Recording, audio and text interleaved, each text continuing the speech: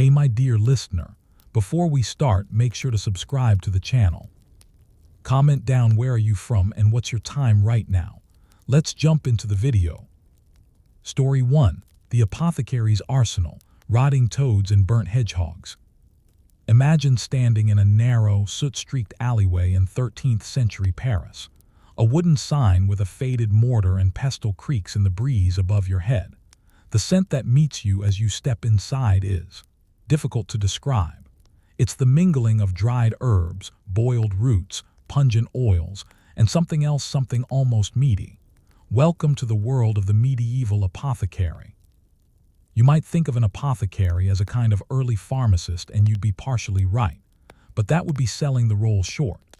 The apothecary was more magician than scientist, more artist than academic. Their tools were rooted in a long and mudded history of folk remedies, ancient Greek texts, and the vague directives of Galenic medicine.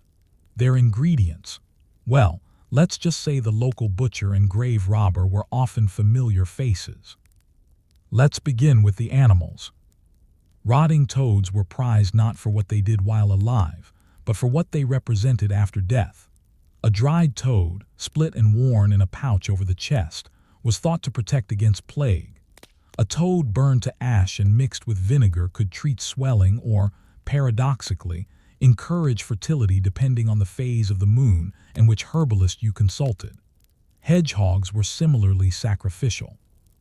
Their burned remains, often reduced to powder and steeped in wine, were used to purge the humors, a vague but important goal of most medieval medical practice. Insects played a part too. Earwigs steeped in oil were applied to ear infections, a kind of primitive ear drop. Crushed ants, if mixed with honey and camphor, were said to soothe burns. Spider webs harvested from the corners of churches, ideally during Lent, were used to stop bleeding, while live spiders, swallowed whole, were sometimes prescribed for fevers. And then there were the minerals. Mercury, a liquid metal we now know to be highly toxic, was applied to the skin to treat syphilis. Lead compounds, often found in ointments, served as skin soothers unless you died from prolonged exposure first.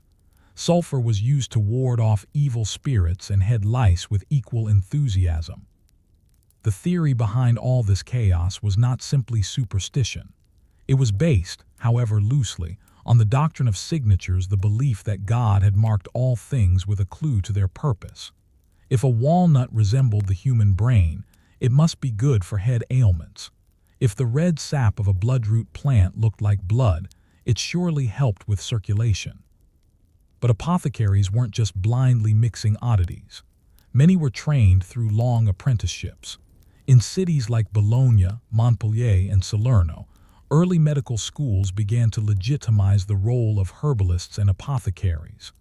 They taught Latin, botany, and a smattering of anatomy, though the last part was tricky without human dissection. Recipes, or receipts, as they were known, were passed down in enormous leather-bound books. They read more like spells than medical instructions. Consider this one, translated from a 14th century English herbal. For the curing of trembling of the limbs, take the dried eye of a newt, 2 cloves of garlic crushed at moon's rise, and the tongue of a nightingale, dried and powdered. Mix with wine and apply to the chest. This was not fringe knowledge, this was standard fare. But how did these treatments work? In truth, most didn't, but some did, if only by accident. Willow bark used for pain relief contained salicin, a compound related to aspirin. Moldy bread was rubbed on wounds long before penicillin was isolated, and some herbs, like horehound, used for coughs, contained compounds with mild pharmacological properties. Yet efficacy was secondary. The key goal was balance, restoring the 4 humors: blood, phlegm, black bile, and yellow bile. A red, puffy wound, that must mean an excess of blood. Treat with cold herbs like lettuce or mint. A yellow, oozing boil, that's too much choler, better counter it with cooling liquids or perhaps crushed pearls if you could afford it. It's easy to laugh now, but for a 13th century peasant, a visit to the apothecary was both terrifying and hopeful. There was reverence in those dark little shops even when they handed you a vial of ground beetles and ox gall. In London, records from the Worshipful Society of Apothecaries formed in 1617, but drawing from earlier guilds show how complex the trade had become. Apprentices trained for years, grinding powders, learning Latin terminology, and memorizing hundreds of plant names. And yet, even with all their training, the apothecaries often played second fiddle to the physician who didn't mix medicines and often didn't touch patients at all. They diagnosed while apothecaries produced, a divide that created rivalries and tension that would last centuries. Still, the apothecary shop persisted a place of strange smells, stranger cures, and an endless faith in the wisdom of the ancients. But what happened when even the apothecary's magic failed? Where did people turn when rot, pain, or plague rendered powders and potions useless? Perhaps the answer lies not in what was applied to the body, but what was taken from it. If the first principle of medieval medicine was to add things to the body through ointments, tinctures, or potions, the second was to remove whatever was causing the problem, and that usually meant blood. This was the golden age of bloodletting, a practice with roots stretching back to Hippocrates and Galen, but embraced wholeheartedly by medieval doctors, barber surgeons, and yes, apothecaries. The idea was deceptively simple. Sickness was often the result of too much of one humor, usually blood, and so out it went. In theory, the body's health depended on balance. In practice, this meant opening a vein and draining as much as a liter of blood more for severe cases. Fever, bloodletting, swollen joints, bloodletting, headache, gout, epilepsy, or melancholy, out came the lancet. But bloodletting was not a haphazard affair.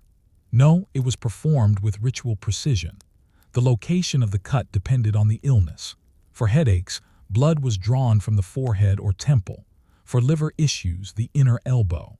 A well-known medieval diagram, the phlebotomy man, showed a full human figure with color-coded lines marking where and how to cut for dozens of ailments. You could find versions of this chart hanging in apothecaries, back rooms, or in the dusty offices of physicians who rarely touched a patient otherwise. Time mattered too. Bloodletting was most effective, they believed, when performed according to the zodiac signs. If the moon was in Aries, for example, avoid bleeding from the head. If in Scorpio, don't touch the groin. Almanacs published bleeding calendars each year, guiding practitioners on the safest and most dangerous days to perform the ritual. And if lancets weren't your style, you had options. The leech was a preferred method for the more refined or squeamish. Medicinal leeches, Hirudo medicinales, were harvested from ponds, particularly in Eastern Europe and Britain, and sold across the continent. Apothecaries kept them in jars, sometimes in the windows, much to the fascination and horror of passers-by. To apply a leech, the skin was usually pricked first to encourage blood flow. Once attached, the leech could feed for 20 to 30 minutes, swelling dramatically. Removing it was tricky.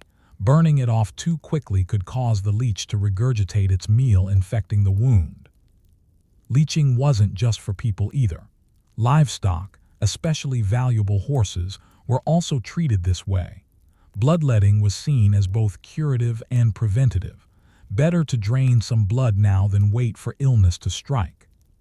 But blood wasn't the only substance medieval medicine sought to purge.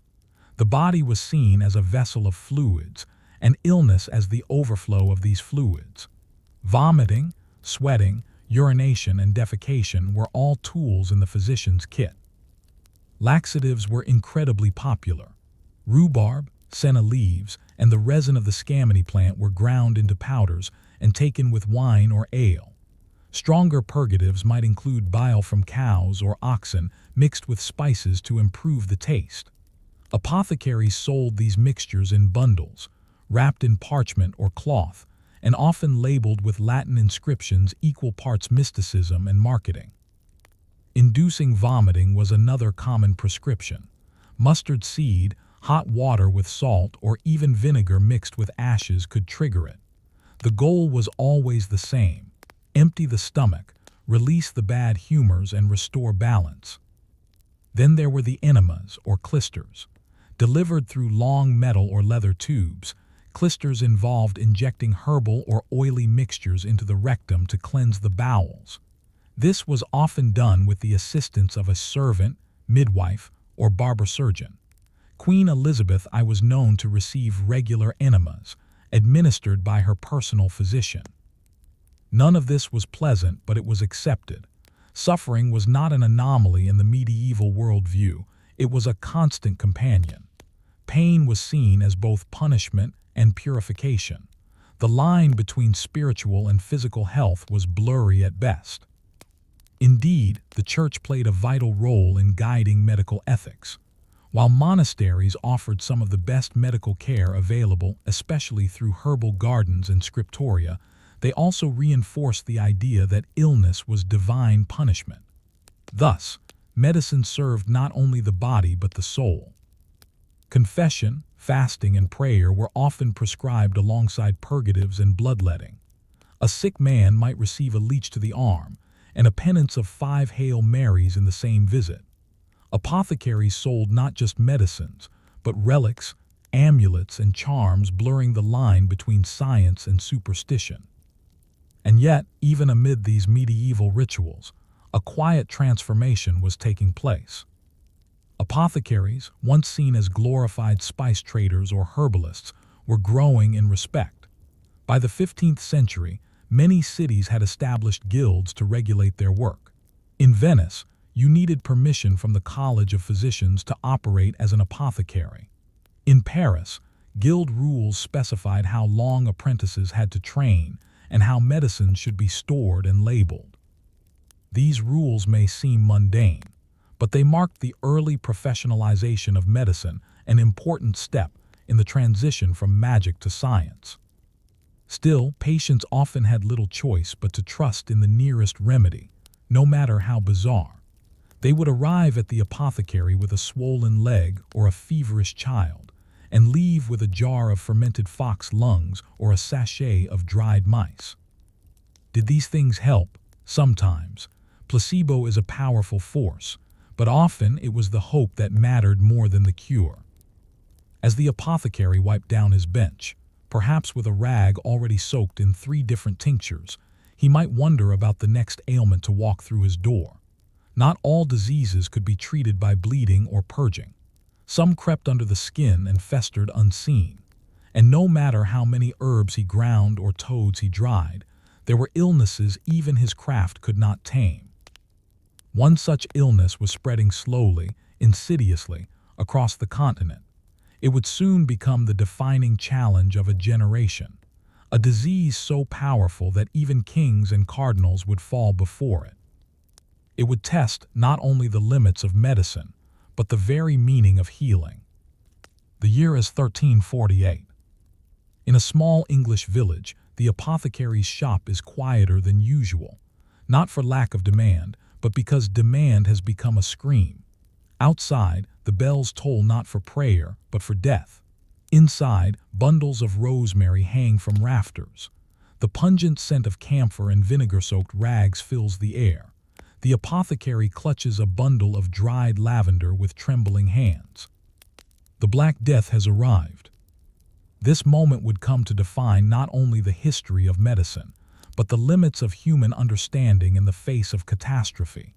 For centuries, European medical theory had relied on balance humors, spirits, astrology. It relied on the wisdom of the ancients, but the plague cared little for theory. It arrived, and people began to die fast. Between 1347 and 1351, the Black Death killed between 30–50% of Europe's population. Entire towns vanished. Monasteries were emptied. Nobles and peasants alike succumbed to the same dark swellings, buboes, black, tender, and deadly.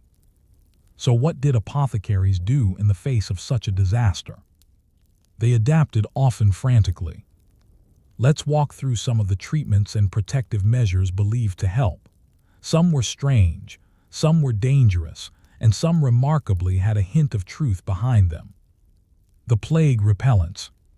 One of the most iconic plague treatments was Four Thieves vinegar.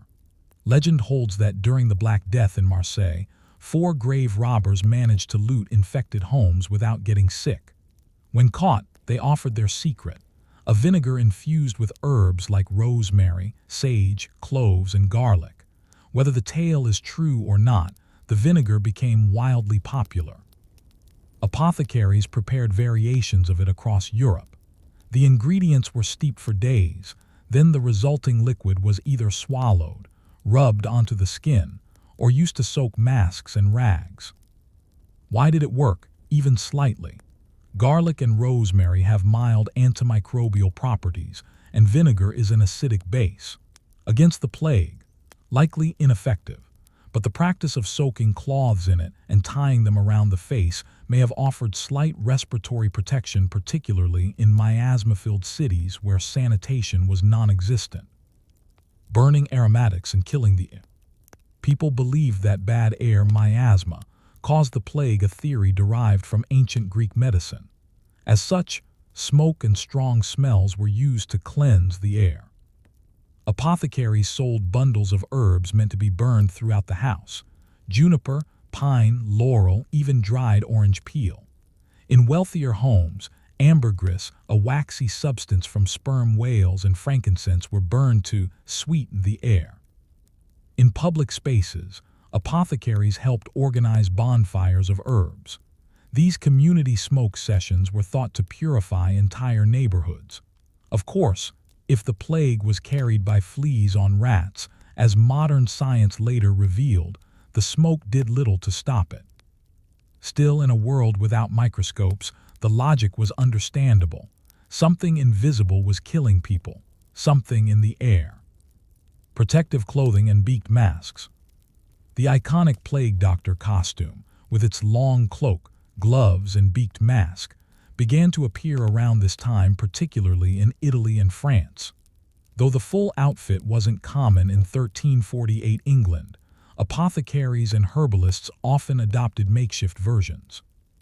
They stuffed the beak or mask with herbs: lavender, mint, camphor, and the ever-present vinegar-soaked sponge.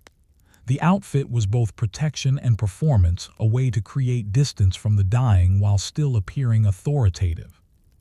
Yet apothecaries rarely remained untouched. Many died simply because they continued to serve.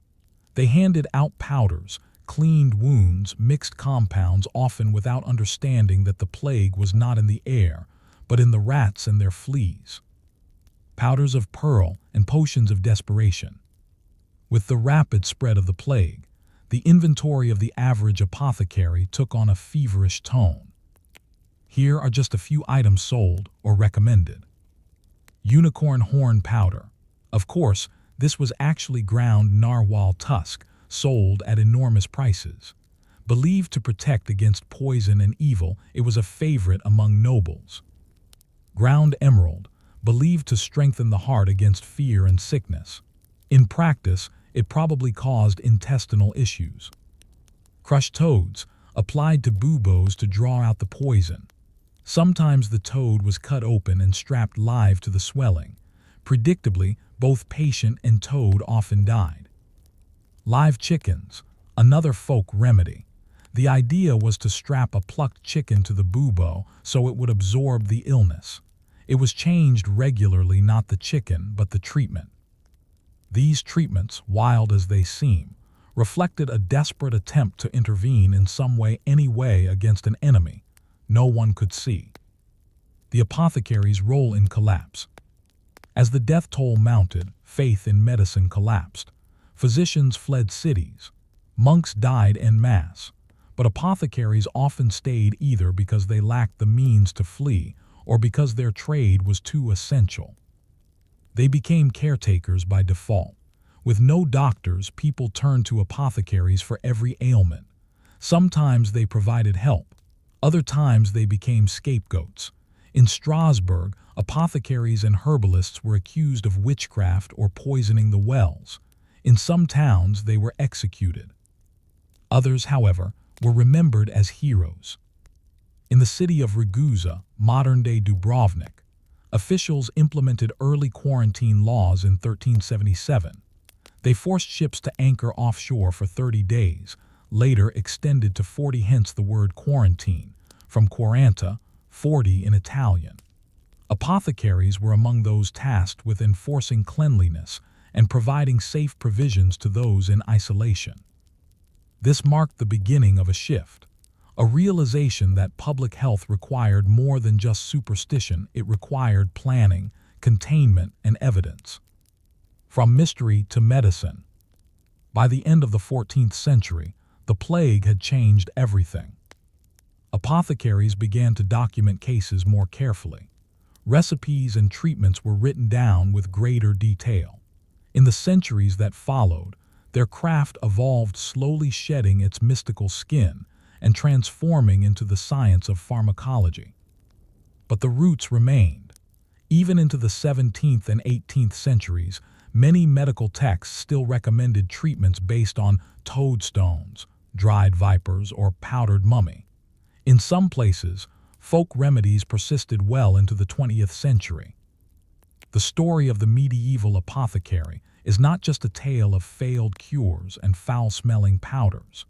It is a story of resilience of men and women who stood in the face of unknowable disease with what little they had and tried. They ground herbs until their hands blistered. They scraped molds from bread and sold them as healing salves. They dried toads and skinned snakes and crushed pearls. They listened to mothers sob over dying children and tried not to show the fear in their own eyes. They didn't always succeed, but they tried. Reflection: what we choose to remember. In modern medicine, we celebrate breakthroughs: penicillin, vaccines, surgical advancements. But before all that came the apothecary, laboring in dim light, surrounded by pestle, parchment, and prayer. What does it say about us that we've forgotten their names? And more importantly, as we face our own plagues, digital, biological, psychological, who are the modern apothecaries we overlook today? Story 2. Worms, Wine, and Wounds. The curious case of medieval surgery. It is easy, from the comfort of the modern operating room, to look back at the practice of medieval surgery with a mixture of horror and fascination. No anesthesia, no sterilization, no formal training. And yet, the need to cut, stitch, and remove damaged tissue was as real in the 11th century as it is today. Surgery in the Middle Ages was not a job for doctors. Physicians trained in universities, schooled in Latin and Galenic theory, generally refused to sully their hands with blood.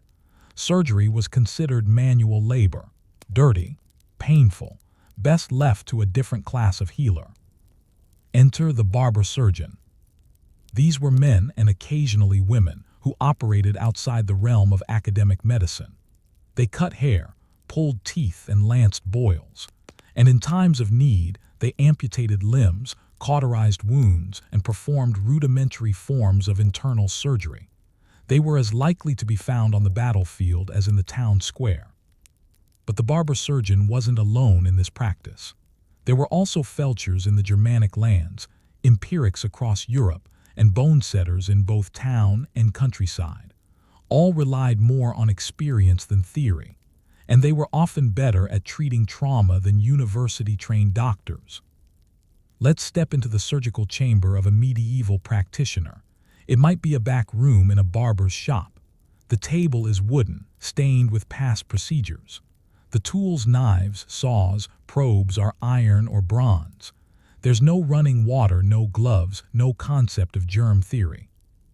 Yet surgery still happened. Wounds of war and the rise of cutting. The Middle Ages were defined by conflict. From the Crusades to local skirmishes, war created a constant stream of injuries. Arrow wounds, sword cuts, crushed bones from maces, burns from boiling oil. Field surgeons developed methods to treat these traumas. They cleaned wounds with wine or vinegar, not for disinfection. That concept did not exist, but because they believed it helped draw out the bad humors. Surprisingly, This may have provided a crude antibacterial effect. Cauterization was common. A heated iron rod applied directly to the wound was thought to stop bleeding and prevent rot. The pain was unimaginable, but in some cases it worked. Amputations were performed when limbs became gangrenous or shattered. The procedure was brutal and fast. There was no sedative. The patient might bite on leather or drink heavily beforehand. A knife was used to cut through the flesh. Then a saw severed the bone. Hot irons or boiling oil sealed the stump. In many cases, patients died, but not always. Those who lived did so through sheer resilience and perhaps the skill of a surgeon who had done it many times before. The worms that healed. One of the most curious medical tools used by surgeons, even into the early modern period, was the maggot. Yes, maggot therapy. Rotting wounds were common, especially after battle, and it was observed long before microbiology that when fly larvae were present in a wound, the flesh seemed cleaner. Maggots, it turns out, only consume dead tissue. Their presence could, in some cases, prevent full-blown infection. This wasn't always intentional, but some surgeons began to recognize the benefit. A wound filled with living creatures was revolting, but perhaps, in the words of one 14th century chronicler, God sends even the fly to do his work. This strange, unintentional insight into debridement, the removal of necrotic tissue, would not be understood scientifically for centuries. But in some muddy field, a surgeon let the flies do what he could not. Wounds and wine, cleaning by instinct. The medieval idea of cleanliness did not align with modern standards, but wine, particularly strong red wine, was often used to rinse wounds, not because it was known to be antiseptic, but because it was sharp and believed to counteract putrefaction. In fact, the use of wine as a cleaning agent goes back to Roman times. Medieval texts often recommended it for wound care. And again, unintentionally, there was a small benefit. The alcohol in wine could reduce bacterial load, albeit minimally. Of course, some preferred urine, especially if it came from a healthy young man. This sterile fluid was collected and poured over wounds, mixed into salves, or used to rinse surgical tools. The rationale was based on balance and observation. Urine was warm, yellow, and cleansing. In desperate times, it was simply available. Stitching flesh without thread. When wounds were deep and healing required more than bandages, the medieval surgeon turned to stitching of a sort. Silk thread was available, but expensive. More commonly, wounds were closed using linen, catgut made from animal intestines, or even thin wire in extreme cases. Tools were primitive, large, curved needles more suited for leatherwork than human tissue. Alternatively, some wounds were glued shut using mixtures of egg white and powdered herbs. In hot climates, resins or natural pitch were applied, sticky and painful, but sealing. The surgeon's goal was to keep the wound closed and protected, not necessarily clean. Poultices, thick herbal pastes, were placed over injuries and wrapped with cloth. They might include honey, lard, rose oil, or even powdered oyster shells. The idea of infection existed only vaguely. Wound rot, bad air, and evil humors were blamed for swelling or pus. Some saw pus as a good sign, laudable pus, indicating that the body was expelling the disease. Others feared the blackening of tissue and the telltale stench of gangrene, a death sentence if untreated. Training by trial and error. One of the most overlooked truths about medieval surgery is this: most practitioners learn not from books, but from experience. A boy apprenticed at age 10 might spend years sharpening tools, boiling bandages, and assisting in minor procedures before ever wielding a knife. He would learn which herbs soothed pain, how to staunch blood with moss, and how to cut without flinching. There were few formal schools. Most surgeons were part of guilds, regulated collectives that managed training and protected secrets. In places like Paris or Bologna, Some barber surgeons received limited instruction from physicians or monks. But the best teacher was the body itself. The surgeon saw inside people. He knew the feel of bone, the texture of liver, the sound a rib made when it cracked. This was hands-on anatomy, long before dissection was legal. In time, these experiences would be written down. By the late Middle Ages, manuals like Chirurgia Magna by Guy de Chauliac began to circulate, detailing procedures, tools, and case studies. Chauliac, a French physician-surgeon, had witnessed the Black Death and treated horrific injuries with great care. He was among the few who bridged the gap between theoretical medicine and practical surgery, and his writings influenced generations. The cost of survival. Undergoing surgery in the Middle Ages was a gamble, but so was doing nothing. Infection, pain, and death were always close, but for those who survived, the surgeon became more than a healer, he became a legend.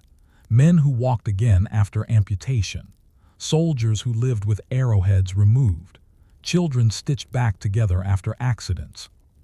These were miracles, not because they were divine, but because they were so rare. For many patients, surgery was a last resort. It meant you were out of options.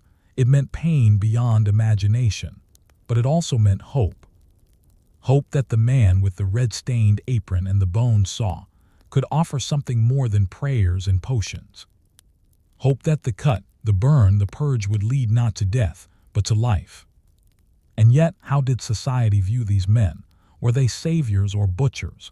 Were they heroes or tradesmen? And as medicine slowly began to evolve, who would carry surgery forward, the academic physician or the blood-stained barber? In the winding alleys of medieval towns between the fishmonger and the candle maker, you might spot a pole striped red and white, swaying in the breeze. Today, it's the familiar barber's pole, but in the Middle Ages it meant something more, much more. It meant blood. That red and white swirl symbolized a history soaked in surgical grit. The white represented bandages, the red, blood, and the pole itself. Originally, it was the rod the patient gripped during bloodletting as the barber surgeon went about his work. In a time when physicians debated the movement of stars and the balance of humors, it was the barber surgeon who faced down gangrene, pierced abscesses, and pulled shattered arrowheads from bone.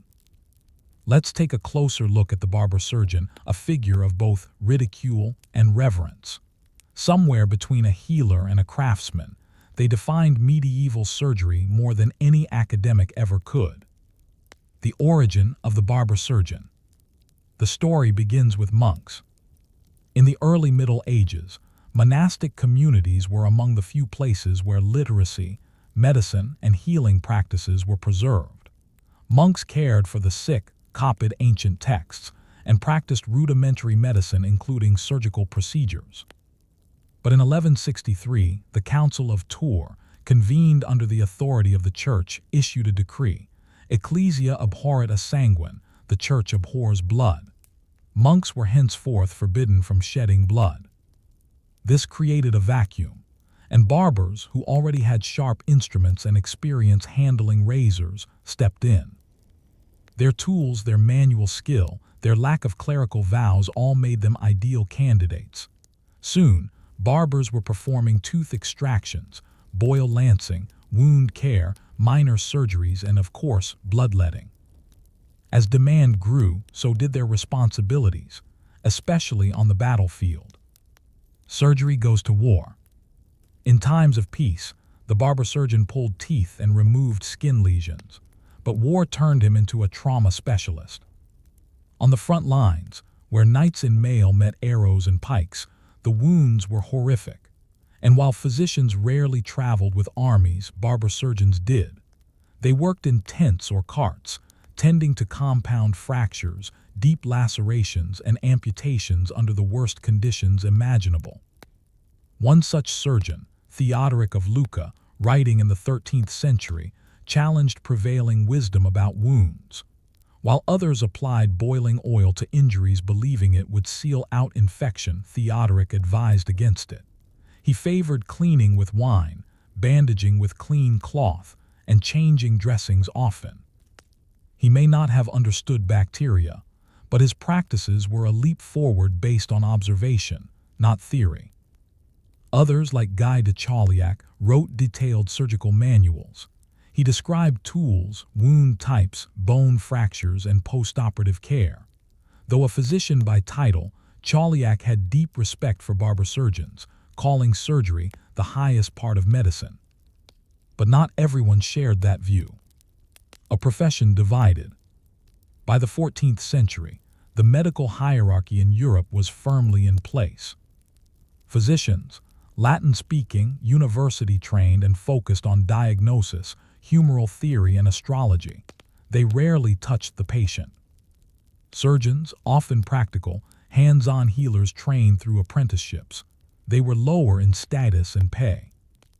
Barber surgeons, the most manual of them all often self-trained, working class, and mobile. In France and England, the divide became institutional.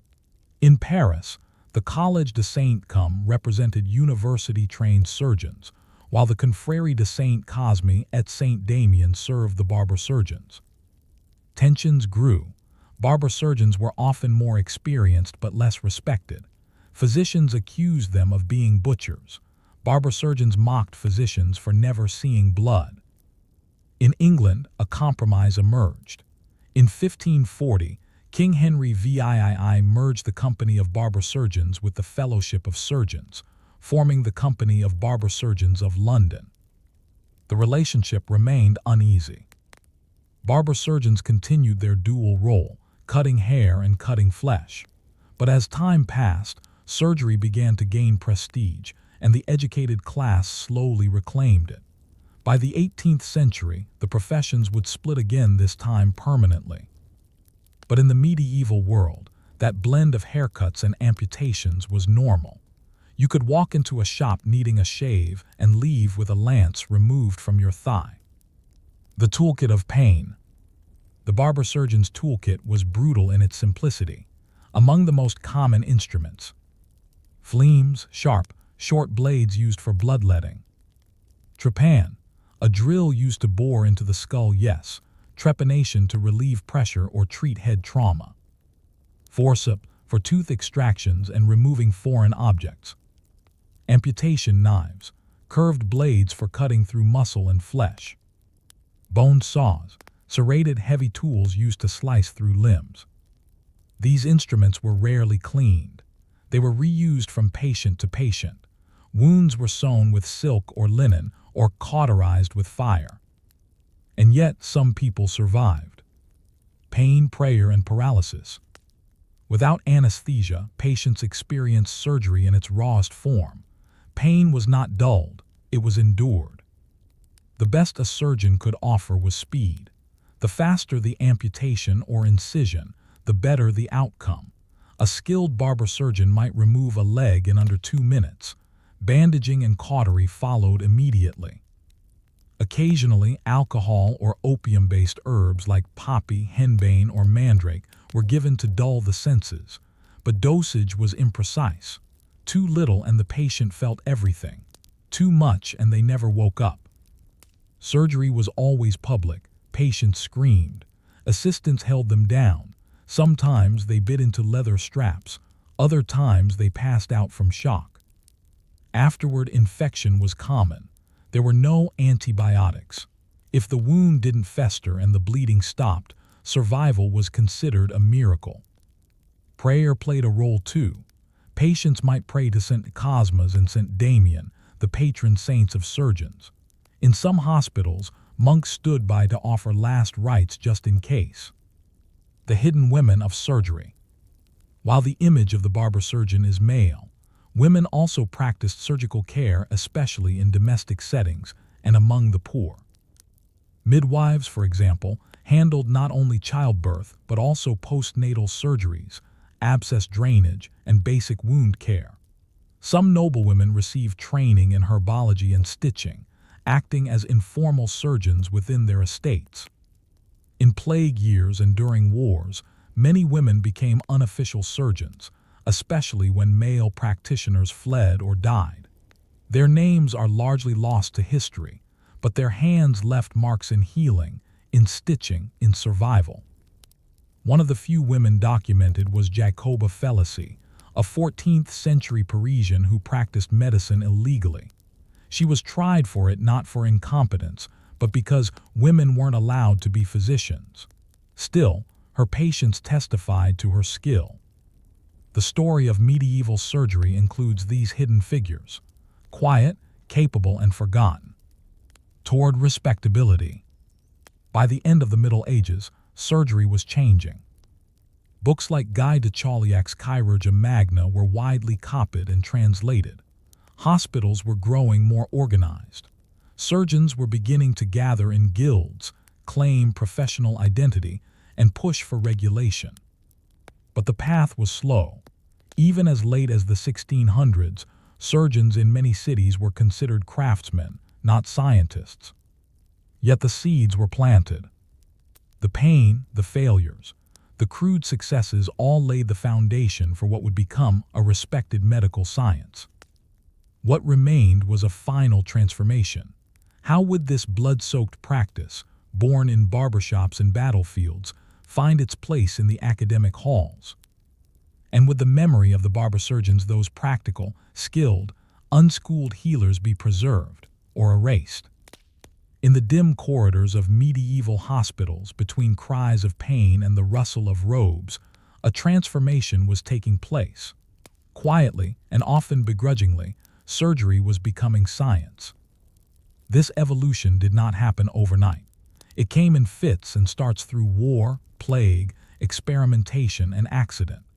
The image of the illiterate barber surgeon was slowly giving way to a new figure, the scholarly surgeon, someone who not only cut but also studied, recorded, and questioned. And while the scars of the past were still fresh from crude amputations, boiling oil, and cauterized flesh, a new question was taking shape. Could surgery become respectable? Hospitals as laboratories of pain. To trace this shift, we must return to the hospital not as we know it, but as it existed in the late medieval period. Early hospitals were religious institutions. The word itself derives from hospitales, Latin for guest or host. These places were not primarily centers for healing but for care, spiritual and physical. They offered beds, bread, and prayer for the sick, the poor, the orphaned, and the dying. Yet within these walls, something remarkable was happening: observation. Monastic hospitals, particularly in Italy and France, began to record illnesses, treatments, and outcomes. The sick were grouped by symptoms, examined regularly, and treated by resident physicians and surgeons, sometimes side by side. Here, surgeons had access to something invaluable: consistency. They saw enough patients with similar conditions to begin forming patterns. They noted which wounds healed, which festered, which responded to wine, and which resisted even fire. Some hospitals, like Santa Maria Nuova in Florence, became famed for their surgical care. Surgeons, their documented procedures, developed new instruments and quietly improved outcomes. This process was not always noble. Many patients had little choice. Surgery was still painful, still risky, but the movement toward record-keeping and structured care planted the seeds of evidence-based medicine. The manuscripts of Chain. If surgery was to rise, it had to be written down. By the late 13th and early 14th centuries, surgical treatises began to emerge in Europe's medical centers. Chief among them was the Chirurgia Magna, 1363, by Guy de Chauliac, the French physician-surgeon whose words became the backbone of surgical education for over 2 centuries. Chauliac's work was extraordinary not just for its content but for its method.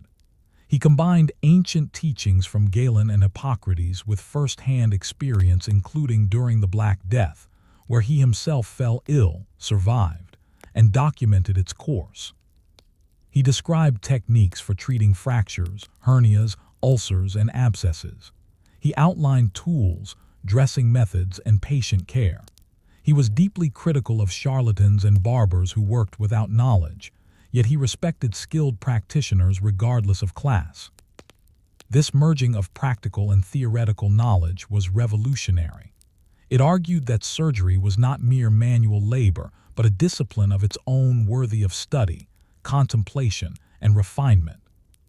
Chauliac wasn't alone. Across Italy, translations of Arabic texts, especially those by al-Zahrawi al-Bukhasis, offered new insight. Al-Zahrawi's Kitab al-Tasrif, written in the 10th century, was filled with illustrations of over 200 surgical tools and techniques. When translated into Latin in the 12th century, it became a foundational text in European surgical education. In this cross-cultural exchange, Islamic, Greek, Roman, Christian surgery found new purpose. The universities opened their doors, barely. The earliest European universities, Salerno, Bologna, Montpellier, had long focused on medicine but not surgery. Surgery was considered too base, too messy, too manual. But by the 14th century, this was changing. University chairs in surgery began to appear. Professors taught students the structure of the body, the causes of wounds, and the methods of cutting. Dissection, long forbidden, began to be allowed under strict conditions. Bologna was among the first to sanction public dissections of human cadavers in the early 14th century.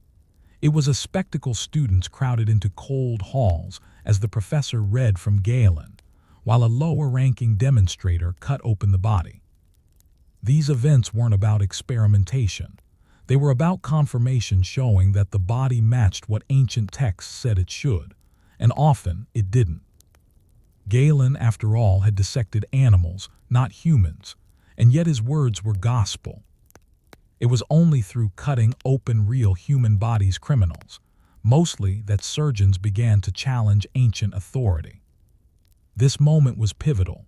Surgery, once guided by guesswork and ritual, now had access to the true form of the human body. From butcher to practitioner, the rising prestige of surgery was not without struggle. Many physicians resisted the surgeon's ascent, viewing them as dirty, unlearned, and dangerous. In 15th century Paris, surgeons split into two classes: the long-robe university-trained and the short-robe barber surgeons. The long-robe surgeons pushed for recognition, aligning with the medical faculty. The short-robe continued their work among the poor, often with more skill and less arrogance. The same happened in England. The Company of Barber Surgeons, established in 1540 by royal charter, was a forced marriage between surgeons seeking status and barbers seeking regulation. Yet by the 17th century, the rift widened again. Surgeons, now increasingly trained in formal settings, broke away and formed their own institutions. In 1745, they separated from the barbers for good, forming the Company of Surgeons, which would later become the Royal College of Surgeons. The journey from shaving and bloodletting to operating theaters and medical lectures was complete, at least on the surface. What was lost along the way? As surgery became institutionalized, it gained respectability, but lost something too. The early barber surgeons knew their patients. They treated real injuries. They learned from their failures. Their work was unsanitary, often painful, but it was immediate and intimate. By contrast, the rise of formal surgery introduced hierarchy, detachment, and bureaucracy. It also brought new innovations, but not always compassion. The human element, the grit, instinct, and empathy of the medieval field surgeon, was now bound in textbooks and university rules. We often romanticize progress, but it's worth remembering that every clean, modern hospital owes part of its foundation to a man who once sharpened his knife on a whetstone and said to a soldier, "Hold still." A legacy in scars. Today, surgery is a highly specialized field driven by evidence, research, and technology, but its roots are soaked in wine, blood, and hard-won skill. The story of medieval surgery is not a footnote. It is the rough draft of the profession as we now know it. From the battlefield to the barbershop, from herbal poultices to trepanning, from fly-infested wounds to sterile theaters, the journey is long, painful, and remarkable. It teaches us not just how medicine evolved, but how people endured. With no anesthesia, no guarantees, and no safety net, they still chose to be cut, to be stitched, to be saved. That choice, made again and again in the darkest of conditions, is what kept the blade and the healer behind it alive. And perhaps the most haunting question we're left with is this: how many lives were saved not by science, but by the stubborn courage of someone willing to try? Story 3. Leeches and Letting Blood, the Doctrine of Humors Explained. You awaken in a cold room. The light of dawn seeps through oiled parchment windows. Your head is pounding, your limbs heavy. You feel heat in your chest and a strange pressure behind your eyes. A servant is dispatched, not for a surgeon or priest, but for the town physician, a man of learning, logic, and Latin. He arrives with a solemn face and a leather satchel. He takes your pulse. He peers into your eyes, studies your tongue, and examines your urine. Then, in a tone of grave authority, he declares, "Your yellow bile is in excess. We must let blood." This is humoral medicine, the beating heart of medieval healthcare, not just in Europe, but in many parts of the world from antiquity through the Renaissance. Long before germ theory, bacteria, or even the microscope, physicians believed that the body's health was governed by four humors, essential fluids whose balance determined everything from sickness to personality. This wasn't superstition in their eyes. It was science, passed down from the ancients, supported by texts, logic, and centuries of repetition. Let us now walk into the theory and practice of the doctrine of humors, one of history's most enduring medical frameworks. The origins, from Greece to the world. The theory of the four humors traces its roots to Hippocrates, c. 460–370 BCE, the famed Greek physician often called the father of medicine.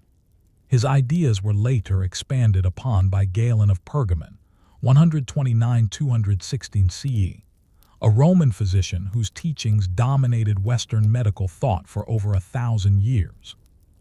Galen believed the human body contained four vital fluids: blood, warm and moist, associated with vitality and cheerfulness; phlegm, cold and moist, linked to sluggishness and calmness; yellow bile, warm and dry, responsible for anger and aggression; black bile, cold and dry, tied to melancholy and depression.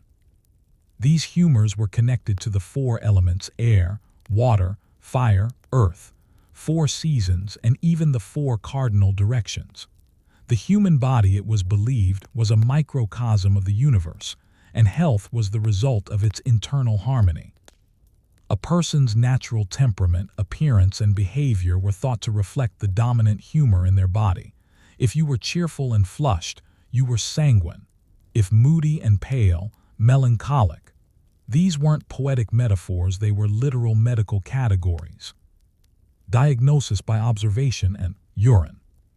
Physicians in the Middle Ages, trained at universities like Montpellier, Salerno, and Oxford, began their practice not by touching the patient, but by looking and listening. One of the most important diagnostic tools, urine. Medieval physicians used a device called a urine flask, a clear glass bottle with a rounded body and narrow neck. A patient's urine was examined for color, clarity, consistency, and even taste. Yes, tasting urine was a genuine part of diagnosis. The resulting analysis was compared to urine charts, brightly colored wheels showing shades from pale yellow to deep brown, each linked to a different imbalance. A dark, thick urine might suggest an excess of black bile. Cloudy white urine could mean too much phlegm. If the urine foamed or separated into layers, the physician might consult the stars. Astrology and humoral theory were deeply intertwined. Other observations included: tongue color and coating.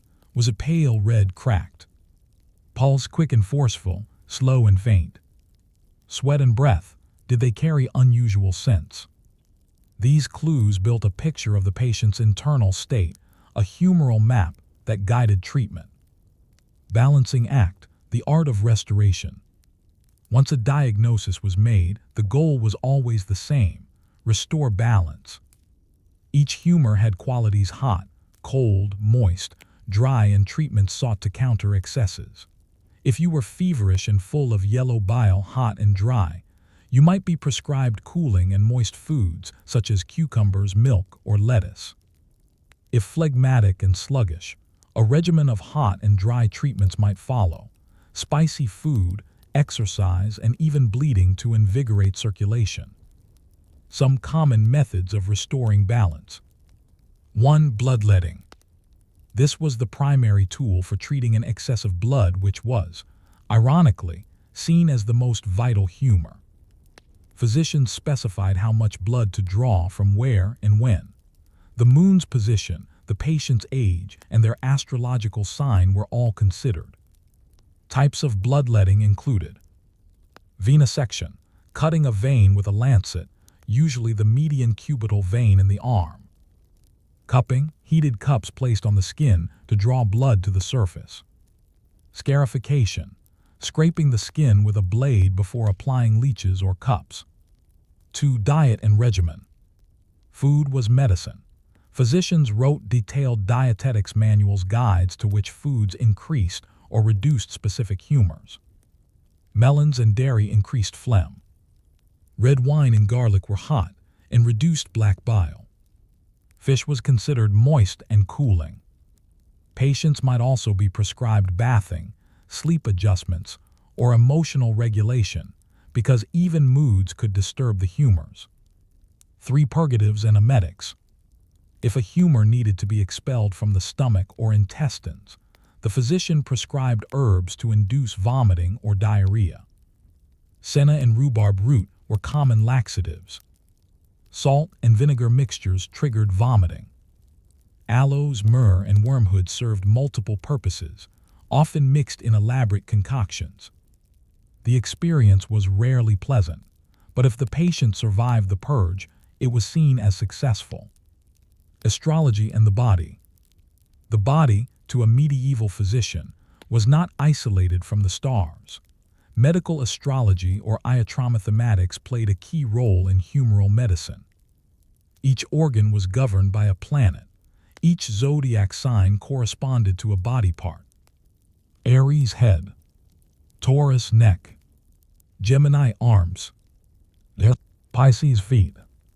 If the moon was in Leo, you might avoid bloodletting from the heart region. If Saturn dominated the sky, black bile disorders were thought to increase. Many physicians refused to perform treatments unless a favorable planetary alignment occurred. They consulted almanacs, star charts, and even horoscopes before proceeding with a purge or surgery. This integration of astrology and medicine made sense within their worldview. The macrocosm, the universe, mirrored the microcosm, the body. Disharmony in the stars caused disharmony in the flesh. The culture of belief. Why did this system persist for so long? Because it made sense within its own logic. It offered a comprehensive explanation of the body, personality, disease, and treatment. It connected physical symptoms to emotional states. It allowed for individualized care, and it gave patients a sense of order in a chaotic world. A peasant in 1300 and a nobleman in 1450 might receive similar treatments, all rooted in humoral theory. The uniformity of the approach created trust. There was also no better alternative. Until dissection, germ theory, and modern chemistry emerged, humoral medicine was the most intellectually rigorous medical system available. And so, generation after generation, physicians copied Galen, consulted urine charts, and prescribed purgatives with the solemnity of priests. But what happens when this system is challenged? What if the body refuses to respond to balance and instead collapses without explanation? As we move further into the Renaissance, the humors will begin to falter. New discoveries will call their existence into question. But before the doctrine crumbles, it will face its greatest test, a disease that no amount of bloodletting can cure. It is the spring of 1349. The air in the monastery garden is thick with the scent of lavender and decay. The infirmarian, Brother Anselm, watches helplessly as yet another monk breaks into fever. His urine is cloudy, his skin bruised, his breath labored. Brother Anselm consults the urine wheel. He prepares a purgative of wormwood and vinegar. He prays. He bleeds the patient, as instructed by his learned texts. And yet by morning, the monk is dead. The plague, sweeping through Europe like a scythe through wheat, offered little room for theory. It killed the phlegmatic and the choleric, the young and old, the devout and sinful. It killed those whose humors were balanced and those whose blood had been drawn, purged, and prayed over. What happens when the system no longer explains the sickness? That was the slow, painful realization dawning across Europe in the late Middle Ages. The humoral theory, so foundational to medieval medicine, was facing a quiet crisis.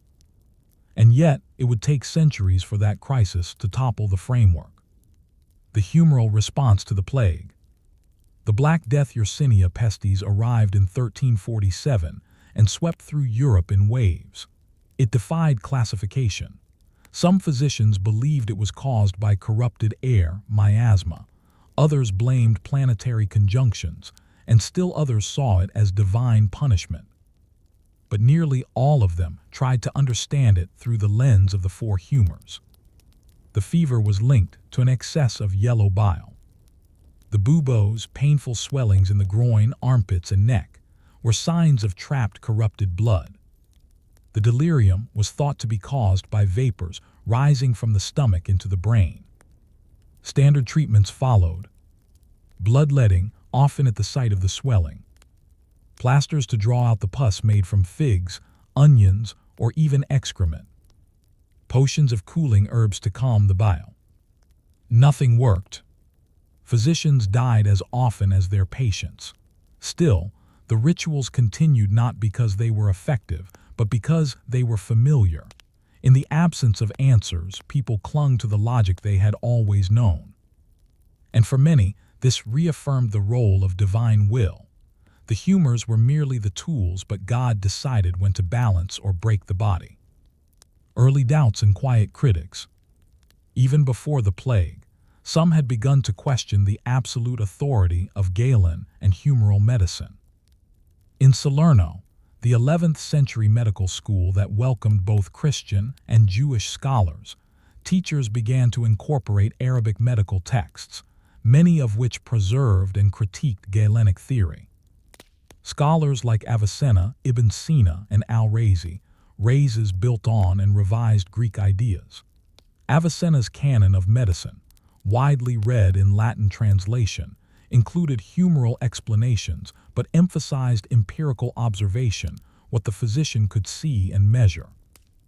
And then there was Mondino de Liuzzi, a 14th century professor in Bologna who began conducting human dissections. In his Anatomia, he acknowledged discrepancies between Galen's anatomy, based on animal dissection, and what he observed in real human bodies. These were not rejections, they were revisions. Few dared dismiss the humors entirely, but the seeds of skepticism had been sown. Human dissection, seeing beyond theory. One of the most radical shifts in late medieval medicine was the growing acceptance of dissection. For centuries, human dissection had been taboo or outright banned, largely due to religious and cultural beliefs. But by the 14th century, universities in Bologna, Padua, and Paris began permitting limited dissections, usually of executed criminals. These public events were ceremonial. The professor read from Galen while an assistant dissected the corpse. But even this exposed students to a reality that conflicted with inherited theory. The liver wasn't three-lobed, as Galen said. The heart didn't look quite like the texts described.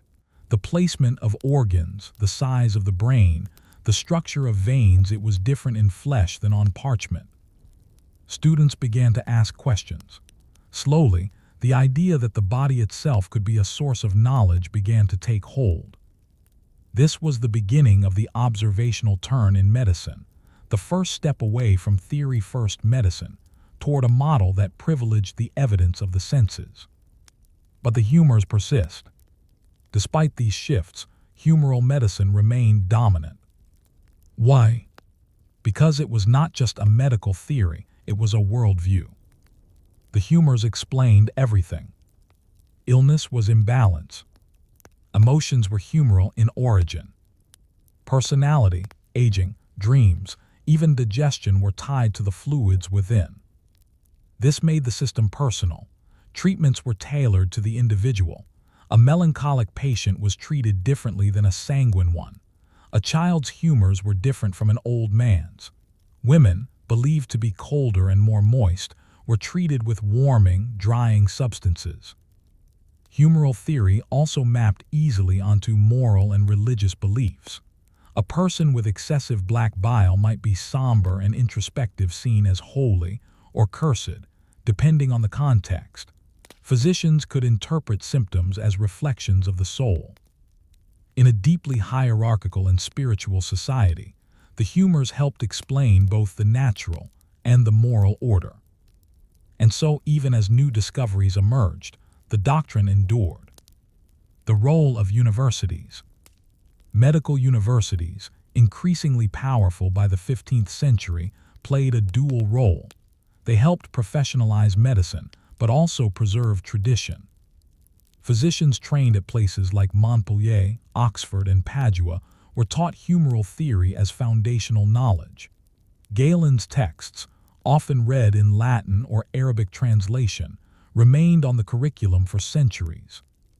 Even when anatomical observations contradicted Galen, students were taught to resolve contradictions within the system, not to reject it. It would take figures like Andreas Vesalius in the 16th century to directly challenge Galenic anatomy, and later still, physicians like William Harvey would begin dismantling the physiological assumptions that humoral theory depended on. But those changes belonged to the Renaissance and Enlightenment. In the late Middle Ages, the humor still ruled. The rise of the patient. Yet even within the humoral model, change was happening not in theory but in practice. Patients began to play a more active role. Literate nobles and merchants read popular medical guides. Midwives and lay healers adapted humoral principles to local remedies. Women treated family members based on learned knowledge of hot and cold foods. Even apothecaries advised patients using simplified humoral logic. A customer with a cough might be told, "You've too much cold phlegm. Take thyme and warm wine." This domestication of humoral medicine kept it alive even as university theory began to fracture. The system wasn't imposed from above, it was lived at every level of society. And for many, it worked or seemed to. A purgative might relieve constipation. A cooling broth might ease a fever. Bleeding might reduce blood pressure if only by accident. But was that enough?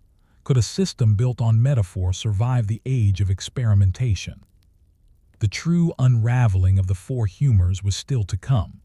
But first, it would undergo one last renaissance, not in Europe, but across the sea. Imagine stepping into a medical lecture hall in Padua around the year 1550. The room is cold, shaped like a bowl, and filled with students in dark robes, pens in hand. In the center, a human corpse lies on a wooden slab. The professor doesn't open a book of Galen, he opens the body. This act, unremarkable to us now, was revolutionary. It was a turning point not only in anatomical study, but in the undoing of the humoral model that had ruled medicine for nearly 2 millennia. And yet this undoing was not violent or immediate. The doctrine of humors, with its elegant logic and wide-reaching influence, collapsed slowly. It faded not through rebellion, but through accumulation of contradictions, of new observations, of better explanations. Let us now explore the last days of the humors not with disdain, but with understanding. For even in its decline, humoral medicine shaped the very tools used to dismantle it. The turning point, Vesalius and the visible body. The most symbolic strike against the old order came from a Flemish anatomist named Andreas Vesalius, 1514–1564, whose book De Humani Corporis Fabrica, On the Fabric of the Human Body, was published in 1543. Unlike his predecessors, Vesalius didn't just quote Galen, he questioned him. Through meticulous dissection, Vesalius found repeated anatomical errors in Galen's descriptions: the shape of the liver, the structure of the jaw, the position of the heart. And Galen's mistake: he had based his work on animal dissection, not human. Vesalius, with the backing of the university and the printing press, offered visual proof of his claims. His book was filled with astonishingly detailed woodcut illustrations of human muscles, bones, and organs, drawings so precise they transformed how anatomy was taught. Vesalius didn't reject humoral theory outright. He still believed in the four humors, but his work severed the dependence on ancient authority. It made room for the idea that the body could be studied on its own terms. And once you start asking what the body actually is, it becomes harder to believe it is simply a bag of four fluids. The Circulatory Revolution, William Harvey and the Flow of Blood. If Vesalius exposed the body's structure, William Harvey, 1578–1657, transformed our understanding of its function. In 1628, Harvey published De Motu Cordis, On the Motion of the Heart and Blood, in which he demonstrated through dissection, measurement, and experiment that blood circulated continuously through the body, pumped by the heart. This directly contradicted Galen's humoral model, which held that blood was produced in the liver, consumed by the organs, and that different types of blood flowed in different directions. Harvey's insight was built not on fluids of temperament, but on mechanics and motion. The heart was not a furnace or spiritual vessel, it was a pump. Blood was not a humor, it was a fluid in a closed system. Once this idea took hold, the rationale for bloodletting central to humoral practice began to falter. If blood wasn't being constantly produced and consumed, how could its removal correct an imbalance? Still, habits persisted. Bloodletting, the ritual that wouldn't die. Despite growing skepticism, bloodletting remained common into the 17th and 18th centuries. Why? Because it was ingrained in medical education, in patient expectation, in institutional routine. A physician who didn't bleed a feverish patient might be seen as negligent. Many believed it couldn't hurt, even when it clearly did. Even George Washington, the first U.S. president, was bled heavily in his final illness in 1799, possibly contributing to his death. Hospitals continued to stock leeches. Barbers still offered bloodletting services. Even in the early days of scientific medicine, humoral logic retained cultural power. This is the story not just of medicine, but of all belief systems. They persist long after their intellectual death, kept alive by custom, caution, and comfort. Philosophical shifts, the rise of mechanism. The 17th century witnessed a philosophical revolution as much as a medical one. Thinkers like Descartes imagined the body not as a microcosm reflecting the cosmos, but as a machine divided, measurable, testable. The body became a clockwork, the organs its gears. Disease became a mechanical failure, not a spiritual imbalance. This idea spread through Europe's growing scientific academies and societies. The Royal Society in London, founded in 1660, embraced experimentation and observation. Physicians began to conduct clinical trials, use statistics, and compare cases rather than rely on ancient theory. Slowly, the language of humors sanguine, melancholic, choleric retreated from the doctor's mouth. Yet it lingered in literature, in everyday speech, and even in psychiatry, where terms like melancholy and temperament retain their humoral roots for centuries. The final breaths, humors in popular medicine. By the 18th century, formal medicine had mostly abandoned the humoral model. Yet popular medicine, especially in rural areas, held onto it well into the 19th century. Country doctors and wise women still spoke of cooling teas for hot tempers, drying herbs for phlegmatic colds. Home remedies followed the same logic: balance the wet and dry, the warm and cold. Even modern terms like hot-headed, cold-hearted, or dry-wit echo this ancient logic. Our language still carries traces of humoral belief. Some historians argue that the humoral model never truly died, it was simply absorbed into new systems of thought. Concepts of balance, moderation, and individualized care remain central to many medical traditions, including Ayurveda and traditional Chinese medicine. In that sense, the four humors have not been discarded, they've been transformed. Legacy and reflection, what we take from a fallen theory. So what remains, centuries after the humors faded from medicine? A cautionary tale. The humoral model reminds us how easily a theory can become totalizing, so deeply embedded that it resists contradiction for centuries. Even brilliant thinkers, armed with observation and reason, struggled to break free. A lesson in humanity. Despite its faults, humoral medicine took the patient seriously. It acknowledged mood, diet, lifestyle, and environment. It sought to treat the whole person, not just the symptom. Modern medicine continues to rediscover the value of this approach. A mirror of culture. The four humors reflected more than biology, they encoded beliefs about personality, gender, morality, and social order. As such, they tell us as much about medieval society as they do about medieval health. Final thoughts: when belief outlives use. Perhaps the most remarkable aspect of the doctrine of humors is not that it was wrong, but that it endured.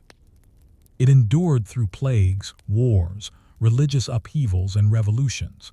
It comforted the sick, guided physicians, and shaped literature, diet, and philosophy. It was wrong, in fact, but not in form. It offered coherence in a chaotic world. And perhaps that is what every medical system strives for, not just to cure, but to explain. To give the sick and those who care for them a story that makes sense of suffering. Even today, as we place our trust in data and devices, we still seek narratives. We want to know why we are sick. We want to know who we are when our body breaks down. And so, in a quiet way, the ghost of the four humors still lingers beneath the lab coat, beside the hospital bed, in every attempt to make sense of pain. Story 4. The Royal Urine Readers of England. In the glittering courts of medieval and early modern England, power wore many robes, some of ermine, some of velvet, and some stained with the pale residue of health and hope. Among the ranks of scribes, physicians, chaplains, and cooks was a strange and often misunderstood figure, the piss prophet, or urine reader. You might assume this was a lowly job, but no, not in the least. In fact, some of these urine analysts served kings and queens. Their advice sought not only on matters of illness, but also on affairs of state. Why? Because urine, to the medieval mind, was not merely waste, it was a window into the soul and body, a sacred diagnostic mirror. Within its warmth, color, clarity, and even bubbles lay the secrets of humoral imbalance, spiritual corruption, and mortal danger. Let us step back into this world where golden flasks traveled by courier from distant castles, and learned men examined them by candlelight, seeking truths that could shape royal decisions. This is the story of uroscopy, the art and science of reading urine, and how it became entangled with power, politics, and prestige. Uroscopy, the science of the flask. The practice of examining urine dates back to ancient Babylon, Egypt, and Greece, but it found a medical home in the Greco-Roman world, where Hippocrates and Galen discussed urine as a diagnostic fluid, a material byproduct of the humors. By the medieval period, uroscopy was the dominant method of diagnosis across Europe. Physicians considered it more revealing than pulse taking or physical examination. To properly examine urine, the physician followed a strict ritual. Collection: the patient's urine was captured in a clear glass flask, often called a matula, and delivered warm. Ideally, it should not cool. This was believed to alter its essence. Observation: the flask was held up to the light, rotated, and observed for color, ranging from pale straw to deep brown or red. Clarity: clear, cloudy, or sedimented. Smell: foulness could indicate decay or putrefaction. Consistency: foamy, oily, thick, or layered urine revealed different ailments. Interpretation: the physician would consult a urine chart, sometimes a wheel with colors and corresponding illnesses. These charts were complex and widely circulated in medical texts. No direct questioning or touching of the patient was necessary. In many cases, the physician never even saw the patient's body, only their urine. This created a strange but enduring belief that urine alone could reveal everything. And so, couriers were often dispatched with flasks of urine to consult physicians in distant cities. A London noble might send his urine to Paris. A baroness in York might seek advice from a university-trained man in Bologna. The flask became a proxy for the person, a physical stand-in for their essence. Royal water: urine in the court of kings. For monarchs, uroscopy became a matter of national interest. If a king were unwell, the kingdom was unwell. Succession, diplomacy, and stability all depended on his health. Thus, physicians were summoned at the slightest change in urine's appearance. Historical records from the royal courts of England reveal just how seriously this was taken. Henry IV, R 1399-1413, during bouts of illness, reportedly had his urine examined daily by court physicians. One letter mentions waters sent to Salisbury for further judgment. Henry VIII, R 1509-1547, increasingly afflicted with leg ulcers and suspected diabetes, had his urine closely monitored. His physicians noted changes in color and clarity as markers of his moods and physical pain. Elizabeth I, who jealously guarded her image of health, had flasks of urine sent to multiple physicians for discreet opinions, particularly during the later years of her reign, when questions of succession loomed. The interpretation of royal urine wasn't just medical, it was political. An incorrect diagnosis could lead to a failed treatment. A mistaken pronouncement of health could embolden rivals. Some physicians tailored their readings carefully. A suspiciously bright prognosis might win favor, while a bleak one could invite exile. In some cases, urine readings were even used to diagnose plots. If a noble's urine was dark and foul and his behavior erratic, he might be declared mad or humorally disordered, a medical reason to remove him from power. The social prestige of urine analysis. Uroscopy was considered a learned art, and its practitioners often carried a flask in their belts, a sign of their status. Medical schools like those in Salerno, Montpellier, and Padua trained students extensively in urine interpretation. Textbooks devoted whole chapters to it. Some of the most respected physicians in Europe wrote treatises on the subject, including Giles of Corbel, a 13th-century French physician whose Carmen de Urines was written entirely in Latin verse, used as both a mnemonic and a symbol of intellectual refinement. Bartholomeus Anglicus, who in De Proprietibus Rerum offered intricate classifications of urine, linking them to bodily states, foods, and even emotions. Even outside elite circles, apothecaries, monks, and wise women practiced forms of uroscopy, sometimes with greater accuracy, based on practical observation. But the physician held the most legitimacy. To carry the urine flask was to be marked as a man of knowledge, an interpreter of hidden truths. A medieval physicist could gain fame far and wide not by saving lives, but by reading waters well. Uroscopy and astrology, the celestial connection. Like much of medieval medicine, uroscopy was not an isolated art. It was deeply tied to astrology. A skilled urine reader would consider the phase of the moon, the zodiac sign rising at the time of urine collection, the planetary influences over the patient's ruling organ, e.g., the liver for Jupiter, the brain for the moon. For example, urine examined during a waning moon might appear darker and be interpreted more cautiously. Certain planetary alignments could influence the color and behavior of the humors. According to the zodiac man, a chart linking body parts to astrological signs. Thus, interpreting a royal's urine wasn't just medical, it was cosmic. A failed reading wasn't just a personal embarrassment, it was a spiritual error, a sign that the physician had failed to read the body and the heavens in harmony. The problem of deceit. Of course, with prestige came fraud. By the 14th and 15th centuries, Europe was teeming with quacks and charlatans who claimed to read urine. Some carried fake flasks, or staged colors by adding herbs and dyes. Others offered predictions of pregnancy, love, or wealth based on nothing more than cloudiness. The term piss prophet became derogatory, a name for those who promised fortunes through the flask. Satirists mocked these urine men.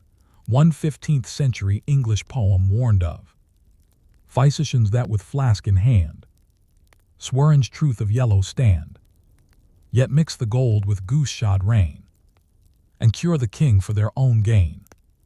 Still, even as jokes multiplied, people continued to believe.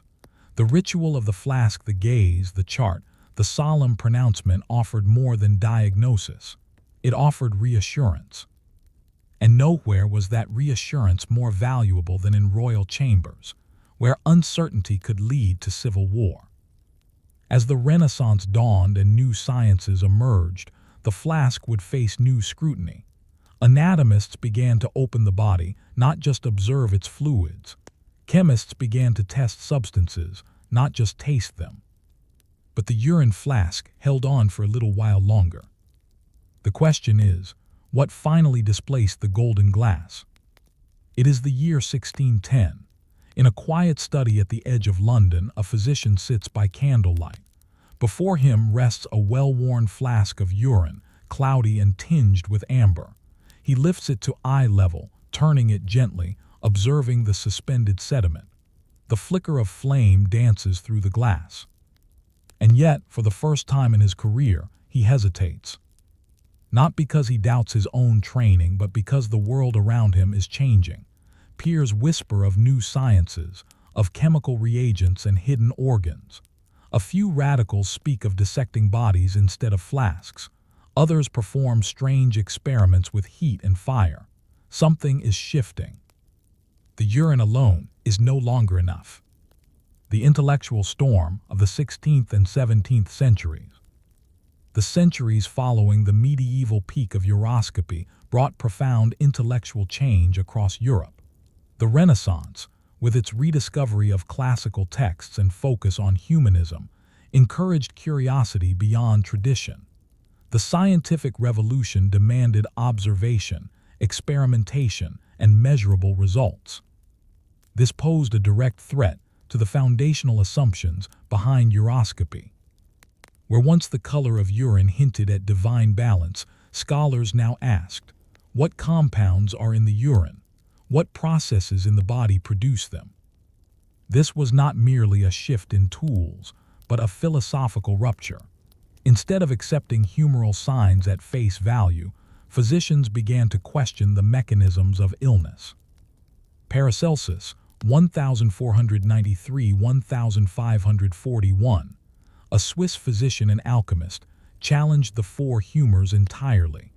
He argued that disease was not about imbalance, but chemical dysfunction, a poison, a blockage, a misfiring of internal processes.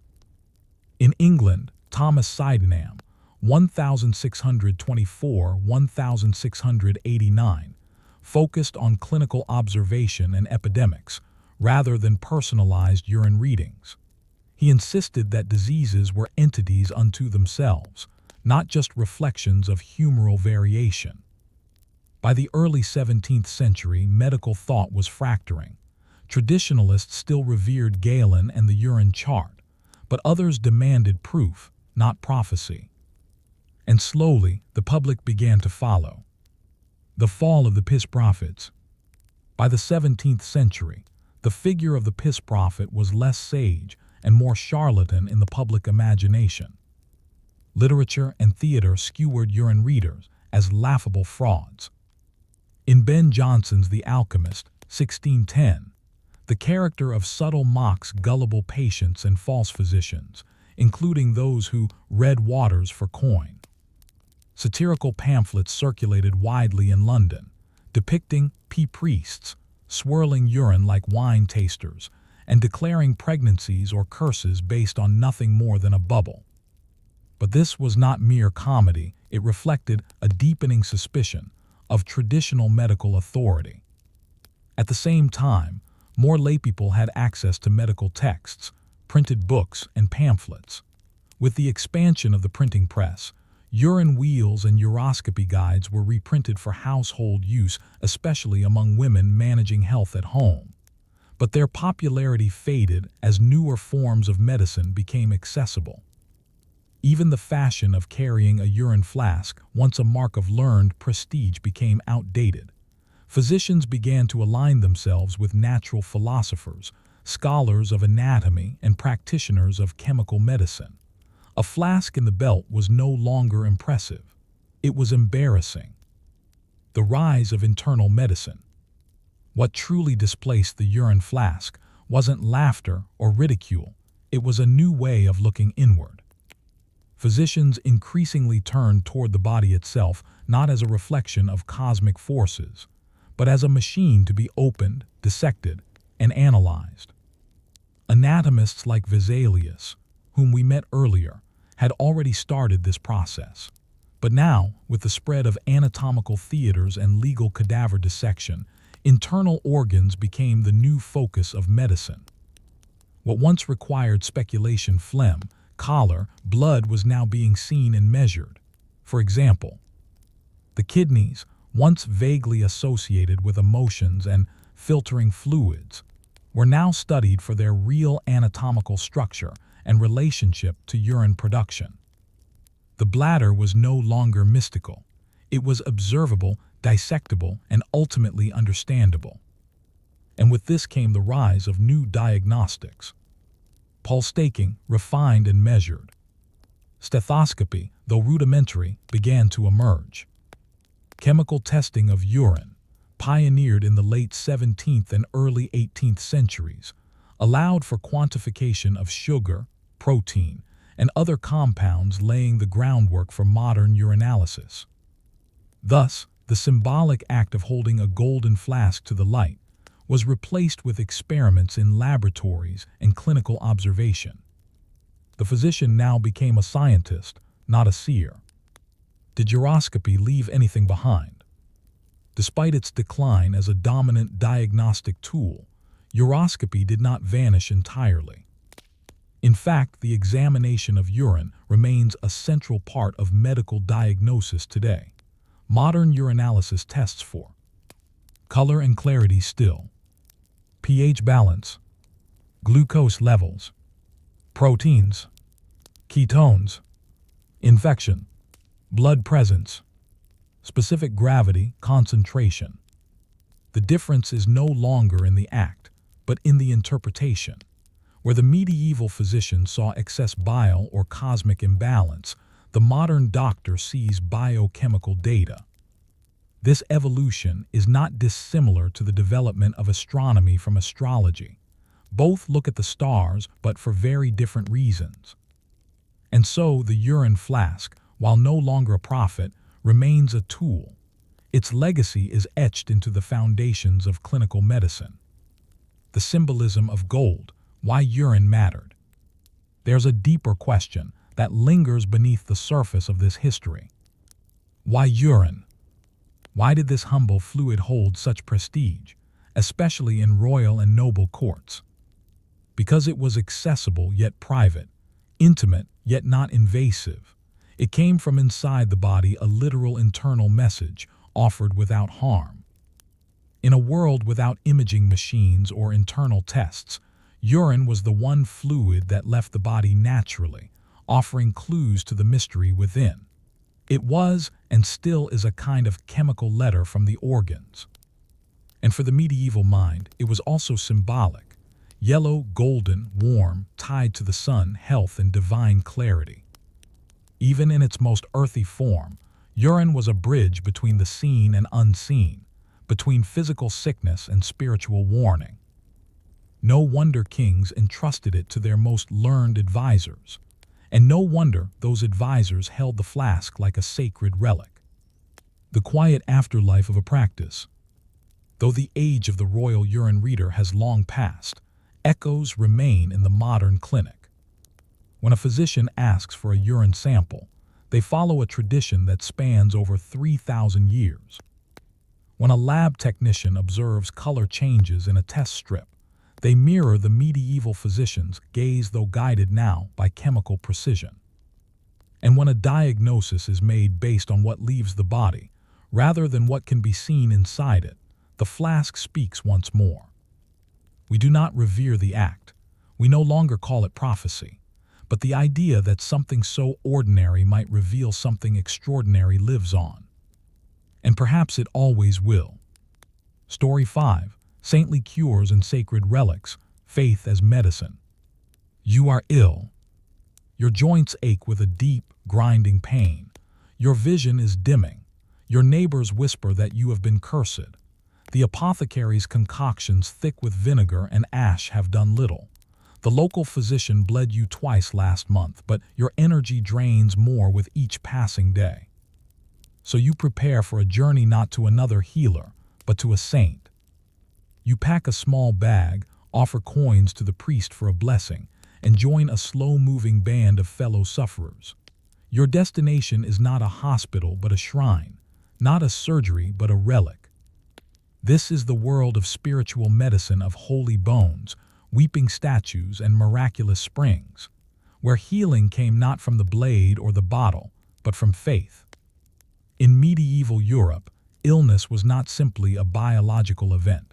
It was a deeply spiritual crisis. The line between the body and the soul was thin, and healing often meant restoring both. For many, the surest path to health led not through apothecaries or barber surgeons, but through the sacred. Let us now enter the realm of saintly cures and sacred relics, where the ailments of the flesh were cured by the grace of God, or so people believed. Health and holiness, the medieval view of illness. In the Christian worldview of medieval Europe, disease was more than a physical imbalance. It was often seen as a test from God, a punishment for sin, a temptation sent by the devil, a means of purification for the soul. Thus, healing was not only the domain of physicians, it was tied to confession, penance, and prayer. The Bible itself offered examples: Jesus healing the blind, the lame, the possessed. Saints were seen as continuing this tradition through divine intercession. If the body was to be healed, the spirit must first be reconciled. And so, those who suffered turned to the saints not just for comfort, but for miracles. Pilgrimage as prescription. One of the most common medieval treatments was the pilgrimage, a spiritual journey to a holy site, undertaken in the hope of divine healing. Doctors and priests alike might prescribe a pilgrimage to a patient who could still walk or be carried. These journeys varied in distance and difficulty, but their purpose was the same: to seek the blessing of a saint associated with healing. Some of the most famous pilgrimage destinations included Santiago de Compostela, Spain, Shrine of St. James the Greater; Canterbury Cathedral, England, Shrine of St. Thomas Becket; Rocamadour, France, Shrine of the Virgin Mary; Walsingham, England, home of a replica of the Holy House of Nazareth. Pilgrims traveled with a mix of hope and desperation. Along the way, they stayed in hospices, religious hospitals offering food and shelter. Many wore special clothing or carried badges indicating their destination. At the shrine, they prayed, fasted, and sometimes slept near the tombs, a practice called incubatio, believed to bring visions or dreams of healing.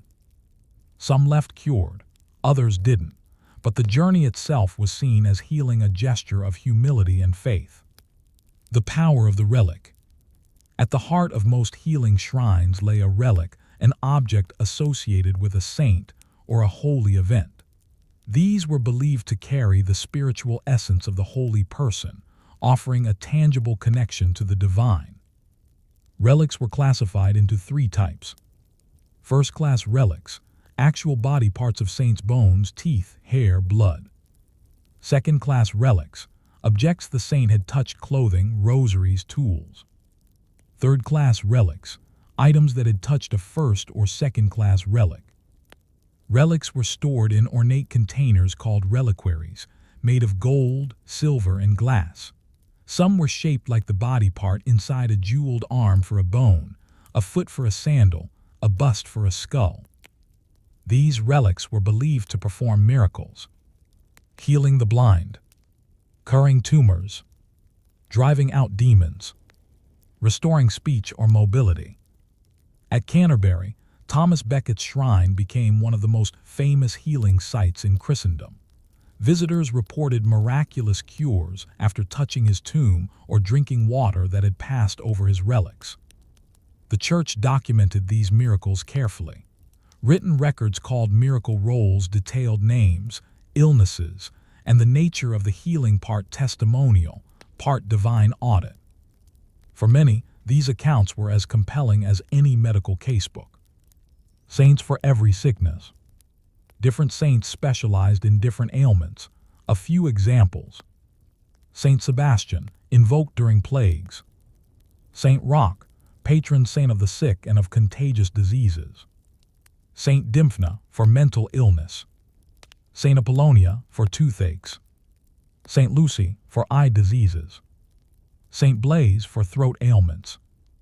Ailing individuals might visit a shrine dedicated to the appropriate saint or request a relic be brought to them. In some cases, relics were paraded through the streets during epidemics, carried by clergy in hopes of stopping disease. One famous instance occurred during the Black Death, when towns organized processions of relics, believing that exposure to saintly remains would ward off plague. Sometimes it worked. More often, it spread the disease further. Still, the logic of the time was clear. If illness was a spiritual affliction, then spiritual medicine was required. Holy water, sacred springs, and healing touch. Not all miracles came from bones. Water played a key role in spiritual healing. Holy wells, springs associated with saints believed to have curative properties. Pilgrims bathed in them, drank from them, or took home vials. Miraculous tears or oils. Some relics were said to exude healing liquid oil from a statue, water from a tomb. These were collected and sold, sometimes fraudulently, in marketplaces. Healing touch. Certain monarchs, especially in England and France, claimed the divine ability to heal through touch, particularly scrofula, a tubercular swelling of the neck. The ceremony of the king's touch was performed with pomp and prayer. These practices offered a sense of agency in a world of limited cures. They also allowed for ritualized contact moments when ordinary people touched something greater than themselves. Even if the body remained ill, the soul might feel lighter. Medicine and miracles, working together or in conflict. It would be a mistake to think of religious healing and medical treatment as separate or opposing forces. In most cases, they coexisted. A patient might take herbs from the apothecary, undergo bloodletting from a barber surgeon, and still travel to a shrine. The more healing avenues pursued, the better. Some physicians even encouraged pilgrimage, especially when their treatments failed. Others sought relics themselves, hopping for divine guidance. Monasteries, often home to relics, also served as centers of medical knowledge. Their herb gardens supplied ingredients for healing salves. Their scriptoria copied medical texts. The line between sacred and secular healing was often blurred. In this way, the patient's experience was holistic: physical, emotional, spiritual, and communal.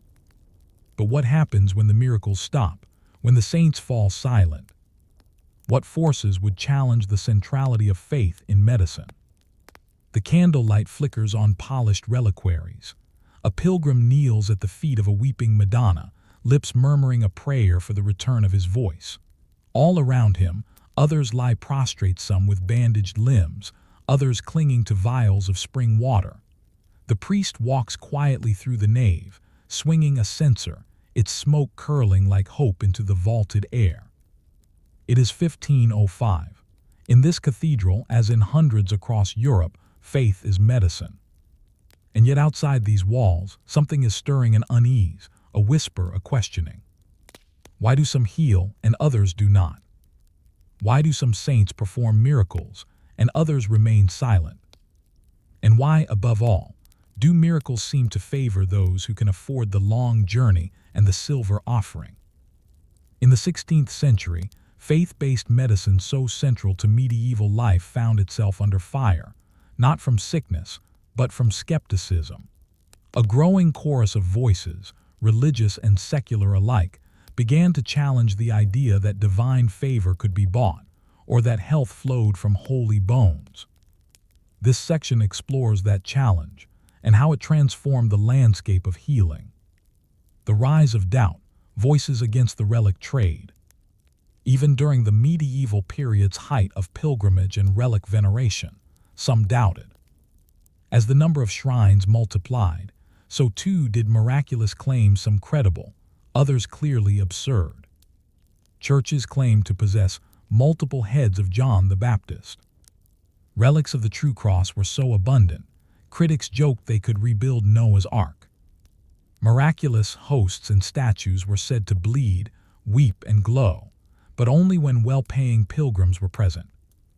By the late 14th and 15th centuries, educated clergy and laypeople began to raise concerns. The most scathing critiques came not from physicians, but from theologians. Among the most influential was Desiderius Erasmus, a Dutch scholar and priest. In his satirical praise of folly, Erasmus mocked those who believed more in holy feathers and bones than in Christ's teachings.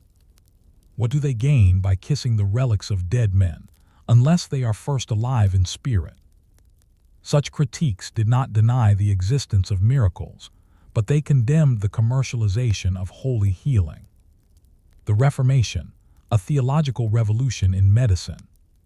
The Protestant Reformation, beginning in 1517 with Martin Luther's 95 Theses, brought a seismic shift in how Europeans viewed health, holiness, and healing.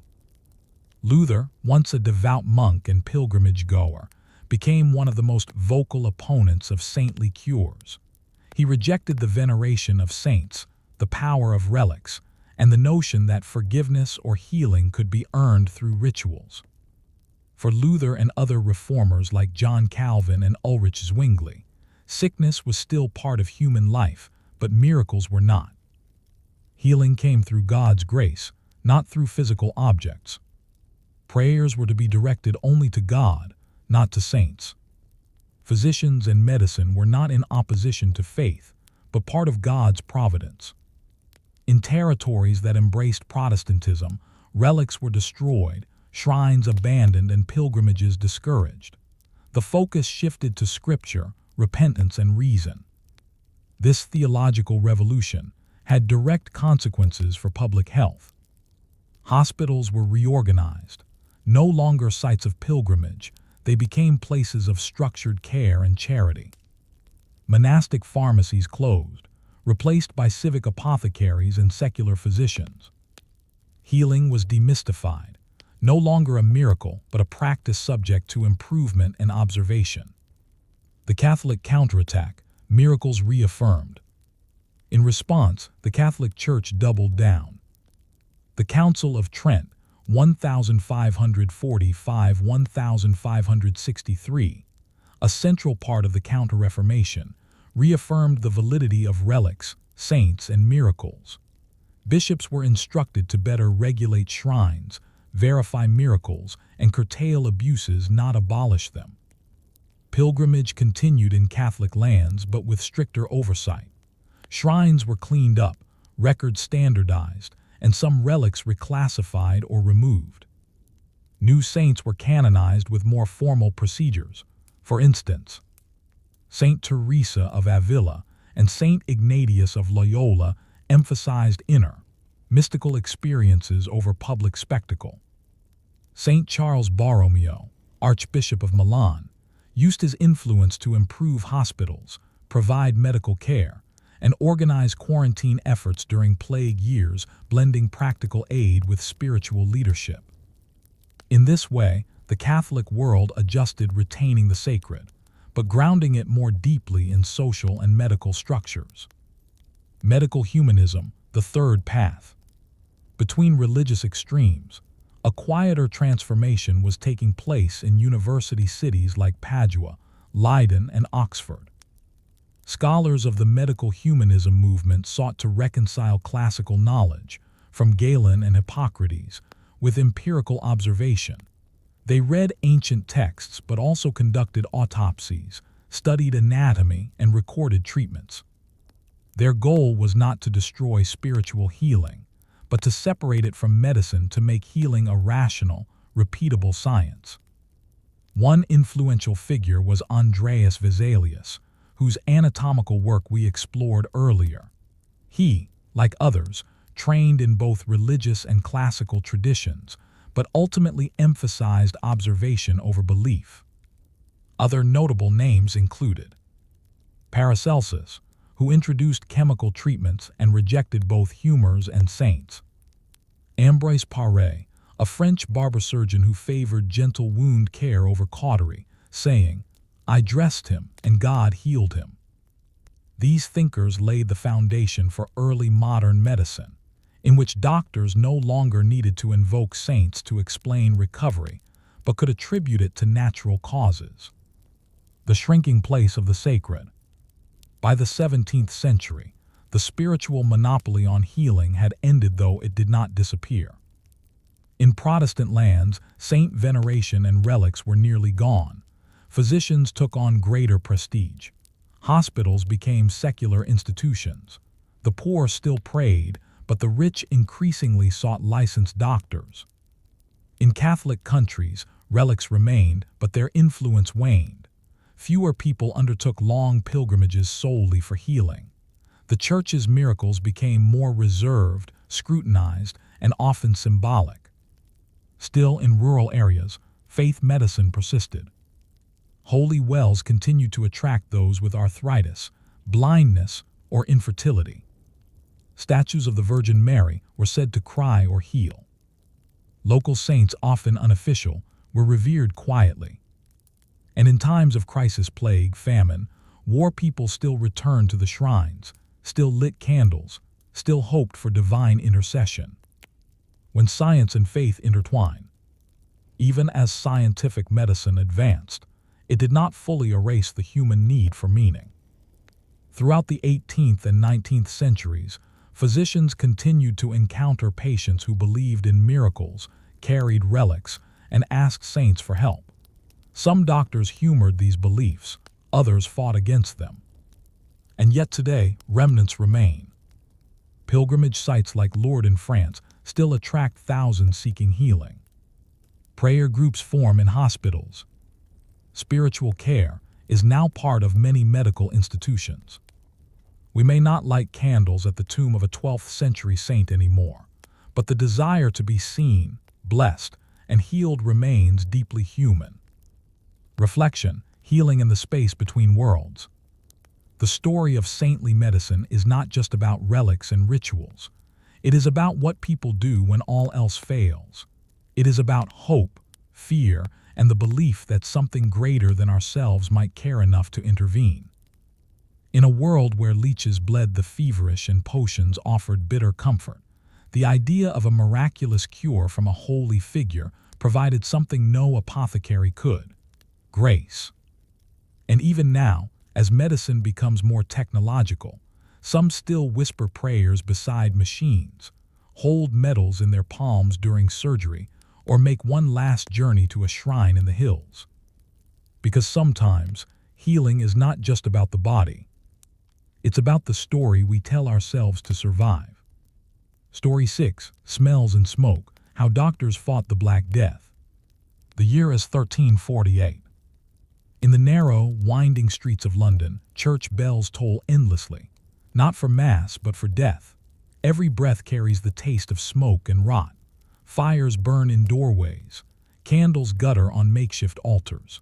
Physicians and healers alike walk with cloths pressed to their noses, eyes wide behind crude spectacles, searching the air for signs of contagion.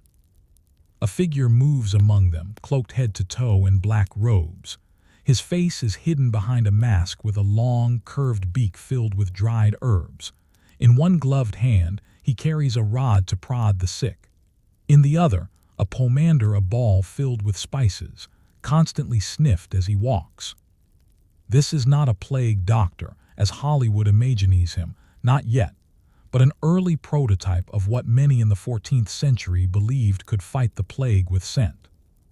For when the Black Death arrived, and death itself became invisible, smell became a defense. In this story, we explore the world of medieval scent medicine, the belief that odors could heal or kill, and that the air itself could carry sickness or salvation. The miasma theory: the air is the enemy. Before bacteria, before viruses, before microscopes, there was the miasma theory, the belief that disease was spread through bad air, or miasmata. This theory, rooted in ancient Greek thought and supported by Galen, persisted well into the 19th century. Miasma was not just a bad smell. It was a corrupted vapor, often associated with decay, swamps, waste, or the breath of the sick. People believed it entered the body through the nose or mouth, corrupted the humors, and caused diseases like the plague. This belief had profound consequences. If sickness came from foul air, then the obvious solution was to replace that air with something better, namely, good smells. The apothecary's arsenal of aromatics. As plague swept through Europe, apothecaries shifted their focus from internal medicines to external scent-based remedies. Their shops became filled with frankincense and myrrh, burned to purify the air; dried herbs like lavender, rosemary, sage, and thyme, worn in pouches or scattered across floors; camphor and vinegar, soaked into cloths to press against the face; pomanders, ornamental balls filled with dried flowers, spices, and resins carried or worn to mask the smell of decay. Some physicians made elaborate vinegar concoctions for soaking handkerchiefs and masks. These might include garlic, cloves, cinnamon, and marjoram, all believed to fight off the corrupted air. The most famous of these was the Four Thieves vinegar, allegedly used by a group of robbers during the plague in Marseille. The story goes that they looted homes of the dying, protected only by this pungent potion. When caught, they revealed the recipe to avoid execution. Whether true or not, the legend fueled demand across Europe for this olfactory defense. Plague masks and the birth of the beak. The iconic beaked mask, now instantly associated with plague doctors, was not widespread during the initial waves of the Black Death in the 14th century. It became more common during later outbreaks, especially in the 17th century. But the idea of filtering air through herbs was very much alive from the beginning. Healers and the devout alike wore face coverings soaked in vinegar or stuffed with aromatic herbs. Physicians often kept a posy of flowers or a pomander in one hand to sniff continuously while treating the sick.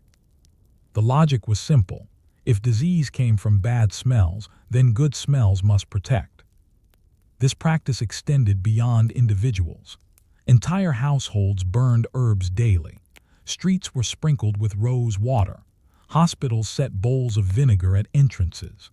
In cities like Florence and Paris, bonfires of herbs and woods were organized to cleanse the air, sometimes with civic fanfare, sometimes in desperation. Smoke as sanitation. Burning things wood, herbs, incense. Sulfur was one of the primary public health measures during plague outbreaks.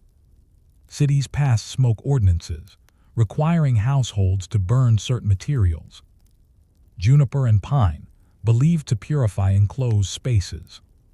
Sulfur and pitch, harsh-smelling and acrid but thought to drive out miasma. Ambergris and musk, used by the wealthy to perfume rooms and sometimes hide the smell of death. Even during religious processions, incense was more than symbolic. It was a protective cloud, a divine-smelling barrier against death. In homes, herbal smudging became common. A small bundle of herbs was lit and allowed to smoke gently, its fumes filling the room. Midwives, monks, and housewives all used this practice. And the logic wasn't entirely flawed. Some smoke, particularly from resinous woods or certain herbs, has mild antibacterial or insect repellent properties. Though it couldn't stop plague, it may have had small, localized benefits. Scented clothing and the body as a barrier. For those who could afford it, clothing became a medical device. Gloves were lined with wax and herbs. Cloaks were rubbed with essential oils. Shirts were washed in vinegar or steeped in rose water. Some even carried perfumed sponges in pockets, occasionally held to the nose. One 14th century physician recommended wearing a pouch of camphor near the heart. Another advised placing dried oranges in the armpits. The idea was not to treat the disease. Internally, most saw that as hopeless, but to prevent its entrance into the body altogether. The skin, the mouth, the nose, these were portals. The goal was to guard them with scent. The problem of corpses.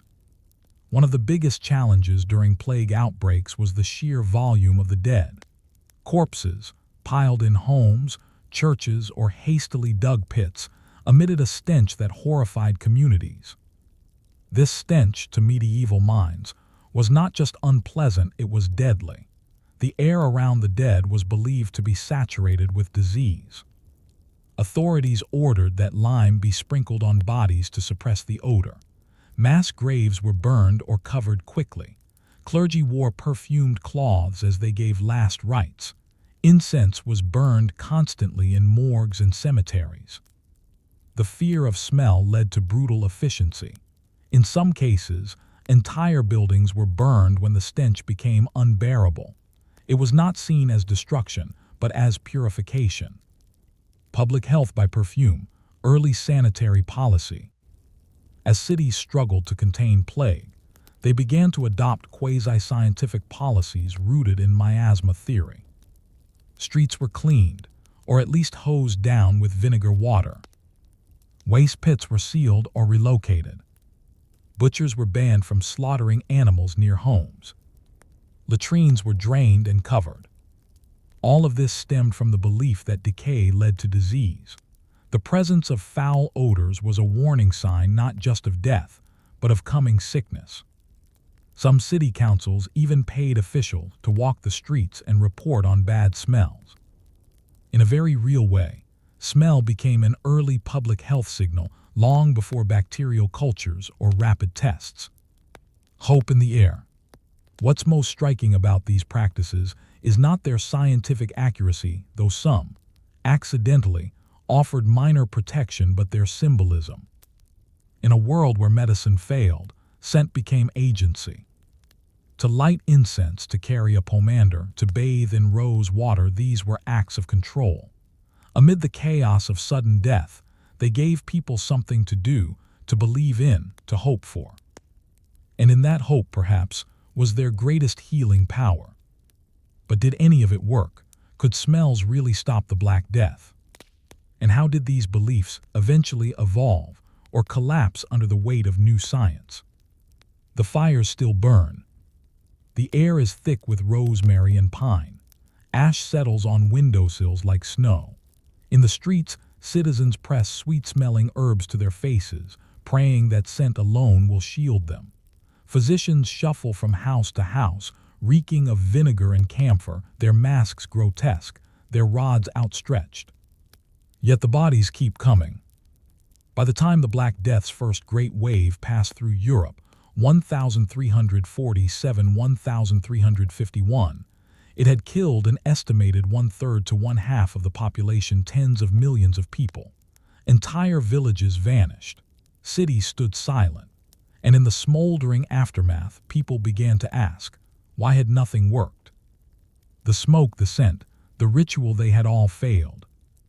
This is the story of how belief in smell as medicine began to erode, and how, in its place, a new and more grounded understanding of public health and contagion began to rise.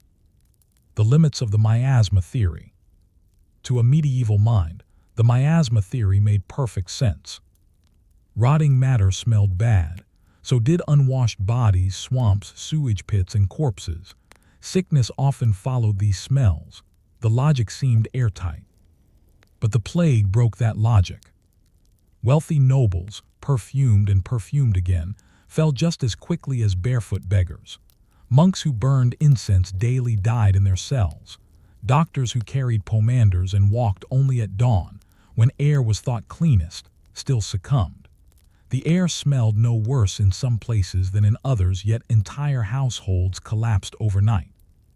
People began to notice patterns that miasma could not explain.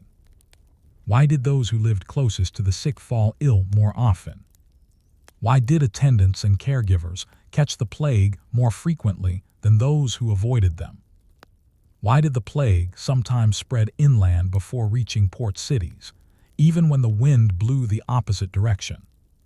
Slowly, painfully, a new idea emerged. Perhaps it wasn't just the air, but the people. Toward contagion, the birth of quarantine. In 1377, the city of Ragusa, modern Dubrovnik, instituted something radical, a 30-day waiting period for ships arriving from plague-affected ports. Travelers had to remain offshore, isolated before entering the city. This practice, later expanded to 40 giorni, 40 days, gave us the modern word, quarantine. Ragusa's policy was not based on germs. The concept wouldn't exist for centuries, but on practical observation. Plague often arrived with people, not the wind. Other cities followed suit. Venice established official lazarettos, plague hospitals located on islands, isolated from the general population. In Milan, entire houses were walled shut if one member was infected. These were brutal policies. They often condemned the sick to die alone, but they slowed the spread. And in doing so, they offered evidence, however primitive, that contact, not odor, might be the true cause of infection. Still, miasma theory did not vanish. It remained dominant for centuries, even as cracks appeared. In the 17th century, a new wave of thinkers began pushing against it gently, at first, then forcefully. The 17th century, miasma's twilight begins. The 1600s brought with it new outbreaks, new deaths, and new doubts. In London's Great Plague of 1665, miasma was still the official explanation. Streets were scrubbed, fires were lit, herbs and flowers were sold at every corner. Plague water, steeped in spices and vinegar, was guzzled by the gallon. But as the death toll rose, physicians began to record more systematically. Diaries, bills of mortality, and eyewitness accounts captured details that scent alone could not explain. Samuel Pepys, in his famous diary, noted, "The physicians are at their wits' ends, for all their fires and sweet waters serve little use. The plague runs its course, regardless of smell or station. People who touched the infected even briefly often fell ill within days. Entire families were lost, one by one, with no foul air in sight. And yet, those who fled the city early often survived." This suggested something more direct than vapor, something passed between individuals. Scent as comfort, not cure. As belief in scent as prevention began to fade, its role as comfort remained. Even when physicians doubted its curative power, they still recommended aromatics to soothe the sick, calm the grieving, and mask the horror. In homes where the plague had struck, it was common to burn sweet wood, apple, cherry, or sandalwood to mask decay. Citrus peel, dried and burned for a sharp, clean scent. Herbs and resins, sage, frankincense, and myrrh to ease nausea or quiet fear. Apothecaries sold smelling salts, perfumed sachets, and herbal pillows not as shields, but as small mercies. The role of smell shifted from defense to dignity. New theories, old practices. Even as chemical medicine and microscopy gained ground in the 17th and 18th centuries, miasma lingered, in part because some parts of it seemed to work. Rotten air may not have caused disease, but clean air ventilation, fresh breezes, sunlight did help. Not because it chased away miasma, but because it reduced contact with infected droplets and vectors. Similarly, burning waste, cleaning streets, and isolating the sick all had real effects not because of scent, but because they reduced exposure. In this way, the miasma theory became a useful fiction, wrong in principle, but right enough in practice to persist. It would take the arrival of a microscope and the slow revelation of invisible life to finally dissolve the smoke. The smell of truth, germ theory emerges. In the 19th century, scientists like Louis Pasteur and Robert Koch began to show that diseases were caused by microorganisms, invisible entities that could travel via droplets, water, or contaminated surfaces.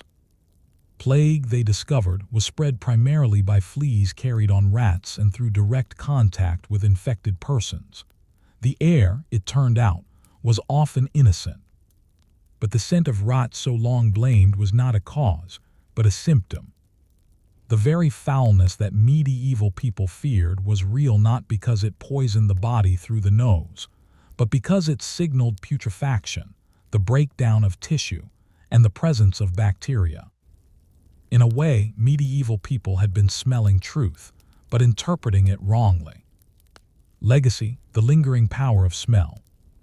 Even today, traces of the medieval belief in scent medicine remain. We still associate cleanliness with citrus, pine, or flowers. We instinctively recoil from bad smells, linking them to danger or disease. We use essential oils, herbal balms, and aromatic therapies not as cures, but as comfort. Hospitals often use neutral or pleasant smells to soothe patients.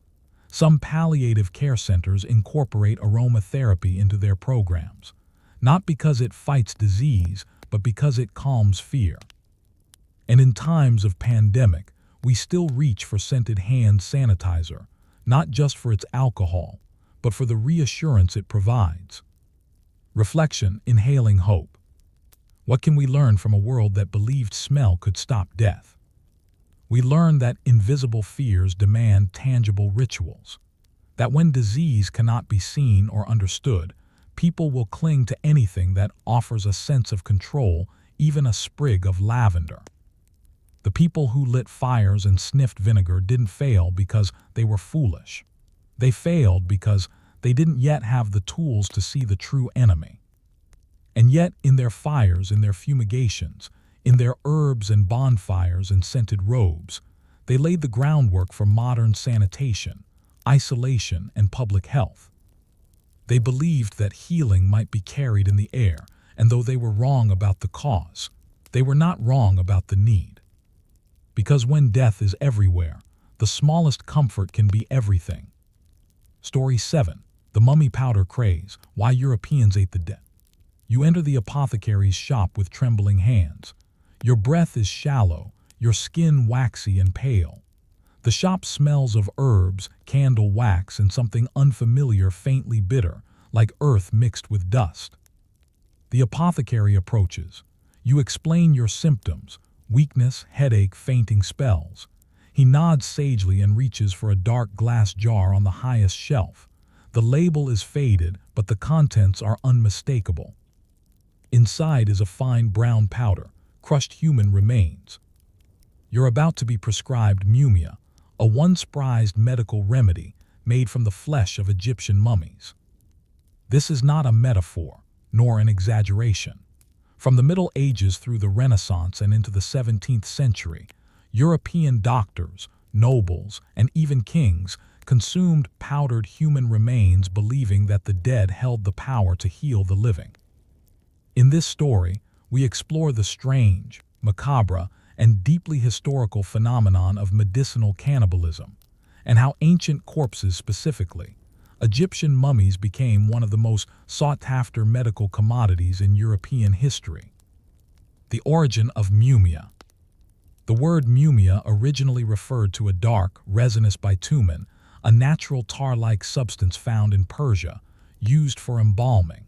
In medieval Islamic and European medical texts, mumia was believed to have potent healing properties.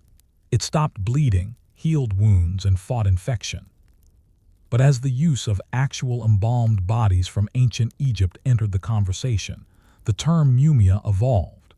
By the 12th and 13th centuries, European apothecaries and physicians began selling powdered Egyptian mummies under the same name.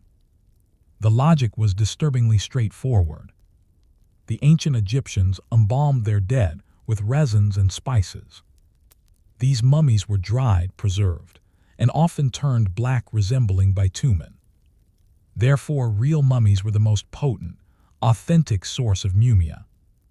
Eventually, demand for this medicine outpaced what could be found in nature, and so began a trade that saw thousands of mummified bodies exhumed, ground into powder, and consumed across Europe. Why eat the dead? Medieval and Renaissance logic. The idea of using human body parts as medicine wasn't exclusive to mummies. In fact, medicinal cannibalism was more widespread than one might assume. It was based on several core beliefs. Sympathetic magic, the notion that like cures like, a healthy, preserved body might restore vitality to a sick one. Vital transference, consuming the essence of the dead, might pass their life force or healing properties to the living. Divine sanction. If relics of saints could heal by proximity or contact, why couldn't a piece of a once living body do the same? Thus, medieval and early modern Europe developed a wide-ranging pharmacy of the human body. Human fat was used to treat joint pain. Blood, especially that of executed criminals, was believed to contain fresh life energy. Skull fragments, especially from young men who died violently, were considered powerful against epilepsy. Urine and placenta had various uses, both applied and ingested.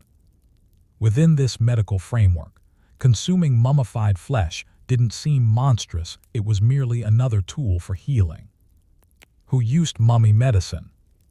The use of mumia was not confined to desperate peasants or back-alley quacks. It was mainstream medicine. Royalty consumed it. King Francis I of France carried powdered mummy in a pouch around his neck to take in emergencies. Physicians prescribed it regularly, including elite university-trained doctors. Apothecaries stocked it openly. It was part of the expected inventory of any serious shop. Mumia was believed to treat internal bleeding, bruising and trauma, headaches, coughing blood, stomach ailments, epilepsy. One 16th century medical text described it as excellent against all fluxes of blood and any bruising of the body inward or outward. It was often mixed into wine or applied to wounds. Wealthy patients might even snort it like snuff or blend it with honey for easier consumption. The mummy trade, a grisly supply chain. The demand for mumia created a vast, informal industry of body harvesting, particularly in Egypt. Grave robbers dug up ancient tombs to retrieve embalmed bodies. Exporters shipped the bodies to Europe in crates, often under false labels.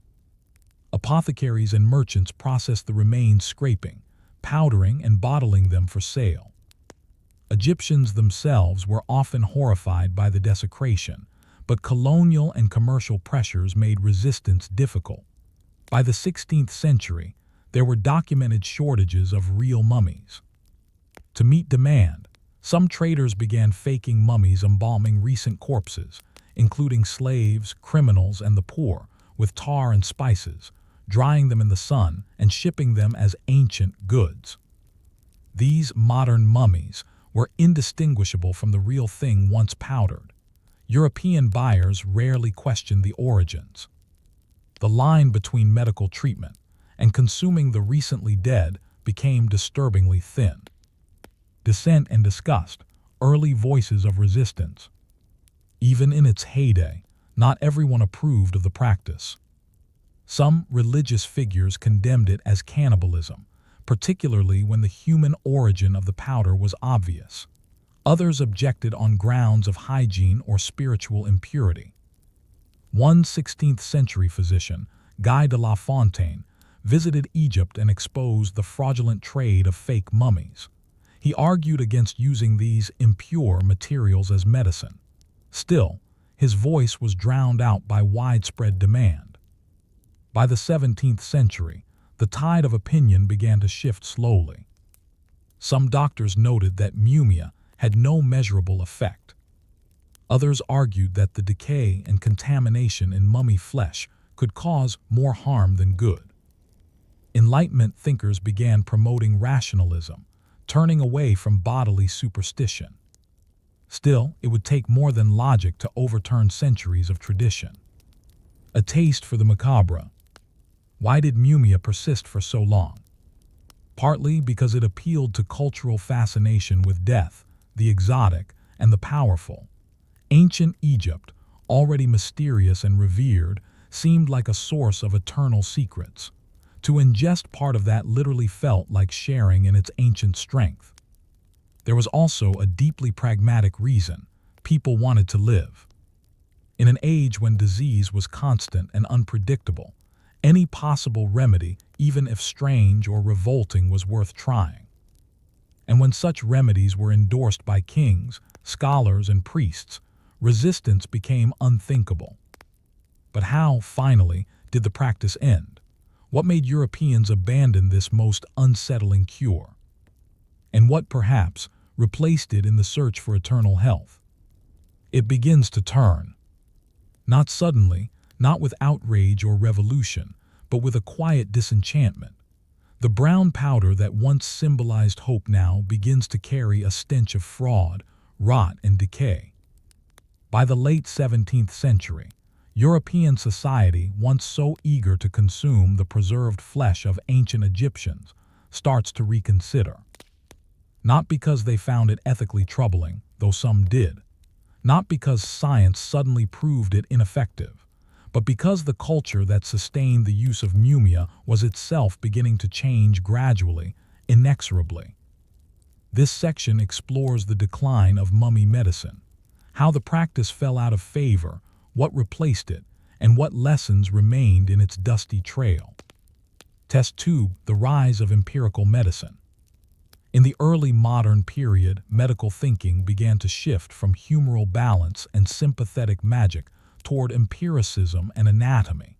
This meant greater emphasis on observation of symptoms rather than tradition, dissection and direct study of the human body, standardized formulations of medicine, controlled experimentation, however rudimentary. As the microscope arrived in the 17th century, pioneered by thinkers like Anton van Leeuwenhoek, and anatomy manuals circulated more widely, physicians started questioning older treatments, including mumia. Doctors began to test substances for efficacy, and mumia, so long unchallenged, was increasingly seen as unreliable, inconsistent, and deeply contaminated. It was hard to standardize a medicine made from bodies thousands of years old, of indeterminate origin, and frequently spoiled in transit. Even worse, counterfeiting had become rampant.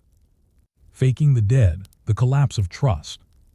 As demand for mumia outstripped the availability of real Egyptian mummies, apothecaries and exporters turned to a grim solution: local corpses. Bodies of the recently executed, the indigent, and even enslaved people were dried with pitch and bitumen, wrapped in cloth, and sold to European merchants as authentic Egyptian relics. One 17th-century traveler, Jean-Baptiste Tavernier, reported seeing piles of recently embalmed bodies for sale in Alexandria markets, prepared specifically for export to European pharmacies. These fakes, sometimes referred to as false mummies, were often rotten or improperly preserved, leading to spoilage and disease. Derived from plague victims or criminals, raising fears of contamination. Chemically inferior, lacking the resins and minerals found in real mummies. As awareness of these substitutions spread, public confidence waned. Physicians began to question the origin and safety of what they were prescribing. Patients, too, grew wary, especially when side effects included vomiting, fever, or worse. Trust eroded, and with it, the market began to dry up. Crown royal doubts and Enlightenment critique. By the 18th century, prominent voices in medicine and philosophy began publicly criticizing the use of human remains in healing. Voltaire mocked the use of powdered dead in his satirical writings. Guy Patin, dean of the medical faculty at the University of Paris, openly derided mumia, calling it nothing but impudence and charlatanism. The Royal Society in London emphasized observation, experimentation, and reproducibility, values that mumia simply could not satisfy.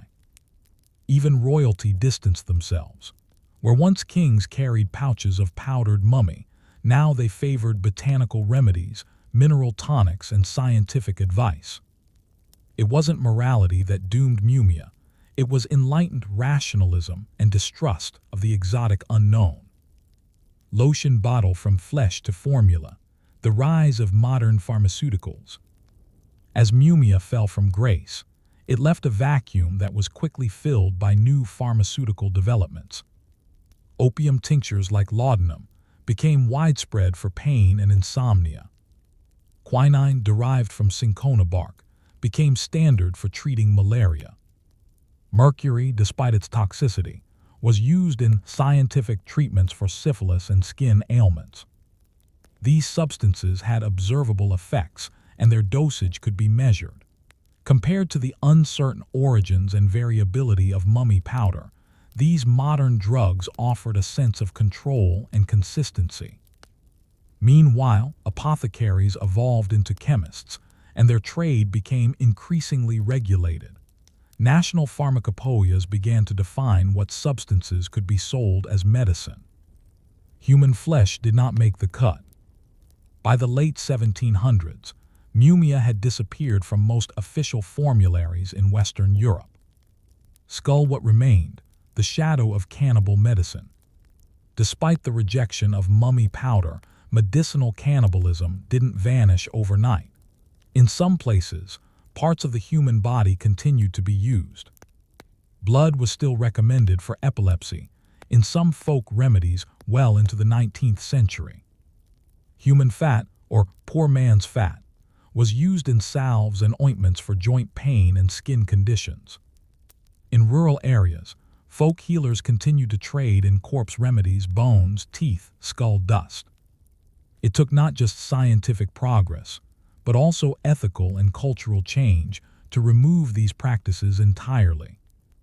Eventually, as medicine professionalized and clinical standards emerged, the use of human-derived treatments faded into history, at least in the West. Classical Egypt's loss, cultural theft, and the apothecary's jar. While Europe moved on from mumia, Egypt paid a lasting price. The centuries-long appetite for mummy powder led to the systematic looting of ancient tombs, the destruction of archaeological sites, the dispersal of mummies across Europe, many never returned. What began as reverence for Egyptian wisdom ended in commercial exploitation. Bodies meant to rest for eternity were dissected, consumed and discarded, their histories lost to greed and fashion. Even as Egyptology emerged as a legitimate field in the 19th century, many of its early discoveries were shaped by and dependent upon the very destruction mummy medicine had caused. Herb the final dose, mumia as curiosity. By the 19th century, mumia had moved from medicine cabinet to curiosity shelf. It became a relic of misguided pasts, a strange footnote in the evolution of pharmacology. Apothecaries still displayed it, but more for shock or spectacle than serious treatment. Victorian unwrapping parties, in which wealthy guests watched as Egyptian mummies were ceremonially unwrapped, became a grotesque form of entertainment. What had once been medicine was now theatrical death. Brain reflection, the things we swallow in desperation. Why did intelligent, educated people once believe in the power of mummy powder?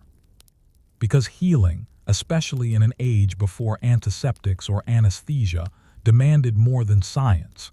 It demanded hope, symbolism, and sometimes the illusion of control. Consuming the dead seems abhorrent now, but to someone facing pain, bleeding, or plague, a spoonful of powdered flesh from an ancient king may have seemed like a miracle in a bottle. And perhaps the real story is not about gullibility, but about what desperation looks like when placed in the hands of culture, commerce, and belief. The jar is dusty now.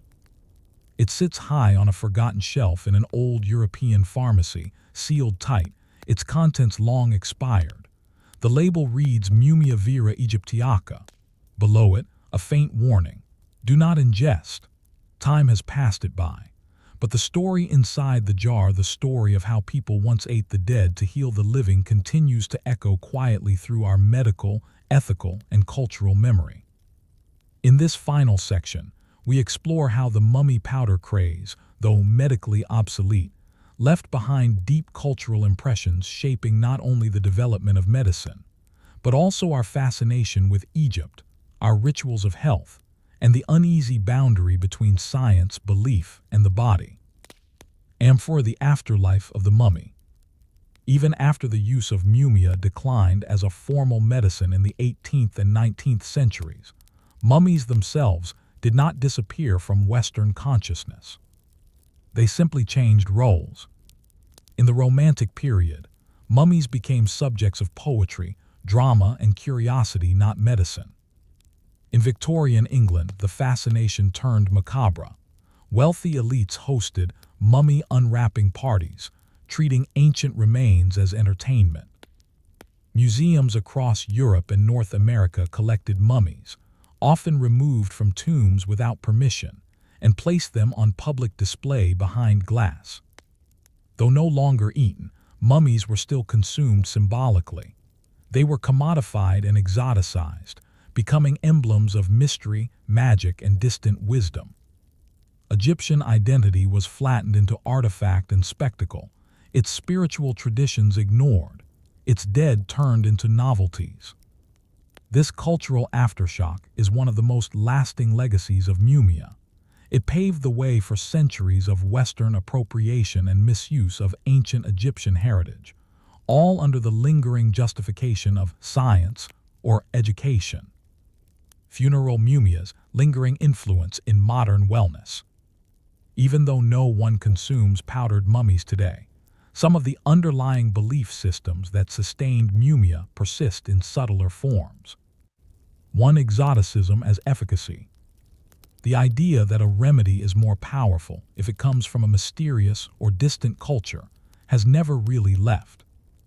Modern wellness culture often markets products using phrases like ancient Chinese secret, Ayurvedic wisdom, sacred Amazonian extract. Like mumia, these treatments may be sold with minimal scientific validation, relying instead on historical mystique and cultural distance. 2. The illusion of purity and permanence. Mumia promised healing because the mummies were ancient, preserved, and seemingly untouched by decay. Today, some supplements and health fads continue to invoke similar ideals emphasizing purity, preservation, and the transfer of life essence, often marketed as vital energy, stem cell regeneration, or ancestral strength. Though the packaging is different, the logic is familiar. DNA corpse medicine in contemporary science. While mainstream medicine has long since abandoned mumia and similar corpse-based cures, modern science does engage with human biological material, but under vastly more ethical and clinical conditions. Some examples include organ transplants transferring living tissue from one human to another to preserve life. Blood transfusions are routine practice now, but once deeply controversial. Stem cell therapy using fetal tissue or adult-derived cells to treat disease. Human-derived collagen and hormones refined and regulated. Each of these practices involves using parts of the human body for healing just as mumia once did. The difference lies in consent, clinical understanding, and regulatory oversight.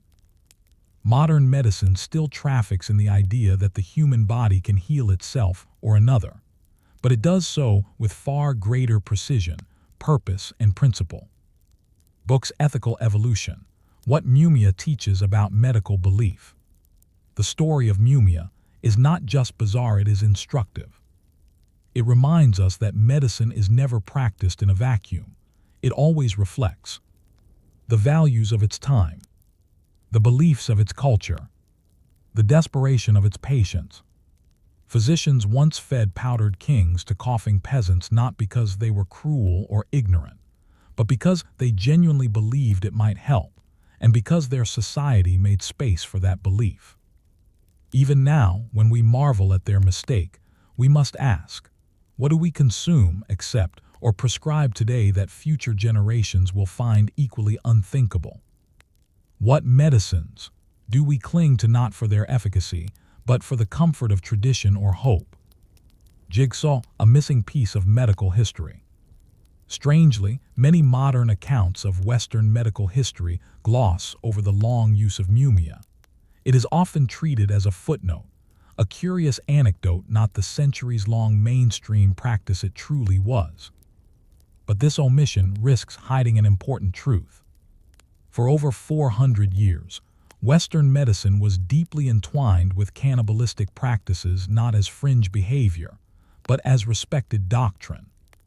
From royal courts to rural apothecaries, from Paris to Prague, human remains were consumed, applied, and revered. And it wasn't until the rise of modern ethics, pharmacology, and skepticism that such practices were questioned and finally discarded. To understand how far medicine has come, we must look squarely at what it once was. Performing arts, the theater of the dead. One of the most poignant legacies of mumia is the way it blurred the line between medicine and ritual. Taking powdered flesh was not just treatment. It was an act of communion, a symbolic ingestion of ancient strength. It served psychological, social, and emotional needs that went beyond the physical body. Modern medicine, in becoming more precise and sterile, has often lost that ritualistic dimension. And in its place, some people turn to alternative therapies not just for healing, but for meaning. The impulse behind mumia to feel closer to health through the act of consumption, through connection with ancient forces, still lives on in many corners of modern wellness culture. A thought to sleep on. Imagine standing in a candle-lit apothecary in the year 1600. You are handed a small packet brown powder, bitter and dry. The apothecary tells you it is from a pharaoh's tomb. He tells you it can stop bleeding, banish fever, and protect your soul. You take it, you believe. Now imagine how our world will look to someone 400 years from now. The remedies we cherish, the therapies we trust, the rituals we practice. How many will seem as strange and sad as this one? How do we know when we are healing and when we are merely hopping? Story 8. Bleeding the sick, the art and folly of medieval bloodletting. It begins with a cut, a shallow incision just above the bend of the arm. The barber surgeon holds a small brass bowl beneath the wound. Blood flows dark, sluggish, sometimes steaming in the cold. The patient winces but does not cry out. This is normal. This is necessary. This is healing. Across medieval Europe, from the halls of noble estates to the straw floors of peasant cottages, one treatment reigns above all: bloodletting. For fevers, headaches, melancholy, gout, and even plague, the solution is simple: remove blood. This is the story of how and why people were bled for centuries, of how rivers of blood were drawn in the name of balance, belief, and medical tradition, and of how, despite centuries of use, bloodletting often did more harm than good. It is a history that bleeds slowly and only stops when science finally stitches the wound. Balance, humors, and harmony. To understand bloodletting, one must first understand humoral theory, the cornerstone of ancient and medieval medicine. Originating with Hippocrates and refined by Galen in the 2nd century CE, this theory held that the human body was governed by 4 humors. Blood, hot and wet, associated with the heart and cheerful temperament. Phlegm, cold and wet, linked to the brain and sluggishness. Yellow bile, hot and dry, from the liver causing anger. Black bile, cold and dry, tied to the spleen and melancholy. Health was seen as a matter of balance among these humors. Illness, it meant one had too much or too little of one, especially blood, the dominant fluid. Hence bloodletting. Doctors believed that by removing blood, they could restore equilibrium. It was less about stopping disease directly, and more about nudging the body back into a state of internal harmony. The logic was elegant. The reality, however, was far more complicated. World, a universal practice. Bloodletting wasn't just widespread, it was practically universal. In medieval monasteries, monks recorded bleeding schedules in their calendars. It was common to be bled 4 times a year as a preventative. In royal courts, kings and queens were bled regularly by court physicians, sometimes before major decisions or travel. Among common folk, barber surgeons, who also cut hair and pulled teeth, would perform the procedure for a few coins. In hospitals, wards were sometimes organized by treatment type, with entire wings devoted to patients being bled or recovering from it. Even Islamic medicine, influenced by Galenic thought, practiced bloodletting, though with different techniques and more caution. And yet, for all its popularity, the method varied widely in site, tools, timing, and interpretation. Syringe techniques and tools. Bloodletting could be performed in several ways. 1. Venesection, the most common method. A vein, usually in the arm or leg, was opened using a small, sharp lancet. The blood was caught in a bowl and sometimes measured for diagnostic purposes. Practitioners would watch the color and flow to determine when to stop. 2. Cupping, used to draw blood to the surface. Heated cups were placed on the skin to create suction. This method sometimes followed scarification, light scratching, to encourage bleeding. 3. Leeching, considered gentler and more precise. Leeches, particularly the species Hirudo medicinalis, were applied to the skin. Their natural anticoagulant saliva allowed for prolonged bleeding. Leeches were especially popular for facial and sensitive areas. Barber surgeons and physicians also referred to detailed charts showing the ideal days to bleed based on astrological alignments, the phases of the moon, and the location of the illness in the body. It was, in many ways, a highly ritualized science. But was it effective? Crossmark when bleeding failed. In some cases, bloodletting may have provided temporary relief, reducing pressure in congestive conditions or causing enough weakness to lower fevers briefly. But more often, the practice exacerbated dehydration, lowered blood pressure dangerously, increased susceptibility to infection, slowed healing, and in many cases led to death. One of the most tragic examples was the case of George Washington, the first president of the United States. In 1799, suffering from a throat infection, he was treated with multiple bloodlettings, losing an estimated 40% of his blood volume in under 24 hours. He died shortly after. Modern historians widely agree the treatment hastened his death. Still, for centuries, bloodletting persisted. Why? Because it was visible, active. It gave both doctor and patient the sensation of doing something. And when patients survived, which they often did, the bleeding was credited with the cure. In cases where they didn't, it was said the treatment had simply come too late. Calendar scheduled to bleed. In medieval Europe, bleeding was often routine, not just reactive. Monks bled quarterly, timed to the seasons. Spring for renewal. Summer for heat relief. Autumn to purge toxins. Winter to prevent congestion. Some abbeys scheduled their entire communities for collective bleeding days, which doubled as rest periods. Monks would be excused from prayers and labor while they recovered, often served special food to rebuild their strength. It was a strange rhythm of religious life and bodily maintenance, woven together through blood. Even laypeople consulted almanacs, which listed auspicious days for bleeding based on the zodiac and the position of the moon. Bleeding during the wrong phase was believed to imbalance the humors further or even kill. So doctors learned to watch the skis as closely as they watched their patients. Bleeding and gender. Bloodletting also reflected and reinforced medieval views on gender and physiology. Women, it was believed, bled naturally through menstruation. This was seen as a kind of built-in humoral cleansing. As a result, women were often bled less frequently and for different reasons. Some doctors claimed menstruation made women more susceptible to melancholy and hysteria.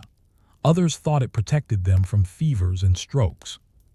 Men, lacking this natural release, were seen as in greater need of scheduled bloodletting. Thus, the practice was often promoted as a masculine form of regulation, a means of keeping the fiery male humors in check. Of course, these ideas were based on cultural assumptions, not science, but they helped shape who was bled, how often, and for what reasons. Church bleeding and the church. Bloodletting occupied a strange place within Christian belief. On the one hand, the shedding of blood carried powerful symbolism echoing the suffering of Christ, the concept of bodily sacrifice, and the purification of sin. On the other, the church occasionally expressed unease about tampering with the body. In the early medieval period, monks were forbidden from performing surgery, though they could still be bled. By the High Middle Ages, many monasteries had resident physicians or lay barbers who handled bleeding. In some cases, abbots maintained their own charts of bleeding schedules, treating the body as both a spiritual and medical object. And just as monks copied religious texts, they also preserved and copied medical manuals, many of which detailed the ritualistic practices of bloodletting, making it a holy as well as healing act. Brain, the persistence of belief. Why did bloodletting continue for so long, even in the face of evidence to the contrary? Part of the answer lies in tradition. Galen, Hippocrates, Avicenna, the greatest medical authorities, all endorsed it. To reject bloodletting was to challenge the very foundations of medical learning. Another reason was lack of alternatives. For centuries, medicine had few tools that actually worked. Bleeding was at least something. And finally, there was confirmation bias. When patients recovered after bleeding, the treatment was praised. When they died, it was because the disease had progressed too far. In this way, bloodletting became self-justifying, a solution that no evidence seemed able to dislodge. But change was coming. Slowly, quietly, new voices began to challenge the cut. The bowl fills slowly, but the bloodletting no longer brings comfort. By the 17th and 18th centuries, cracks had begun to form in the centuries-old foundation of humoral medicine. New science, brave dissenters, and a changing philosophy of healing were all at work, gradually exposing the failures and the dangers of bleeding the sick. This section follows the decline of bloodletting, how it was questioned, resisted, and reluctantly abandoned in the face of emerging knowledge. And yet, as we'll see, the practice proved remarkably stubborn, clinging to life, even as evidence stacked against it.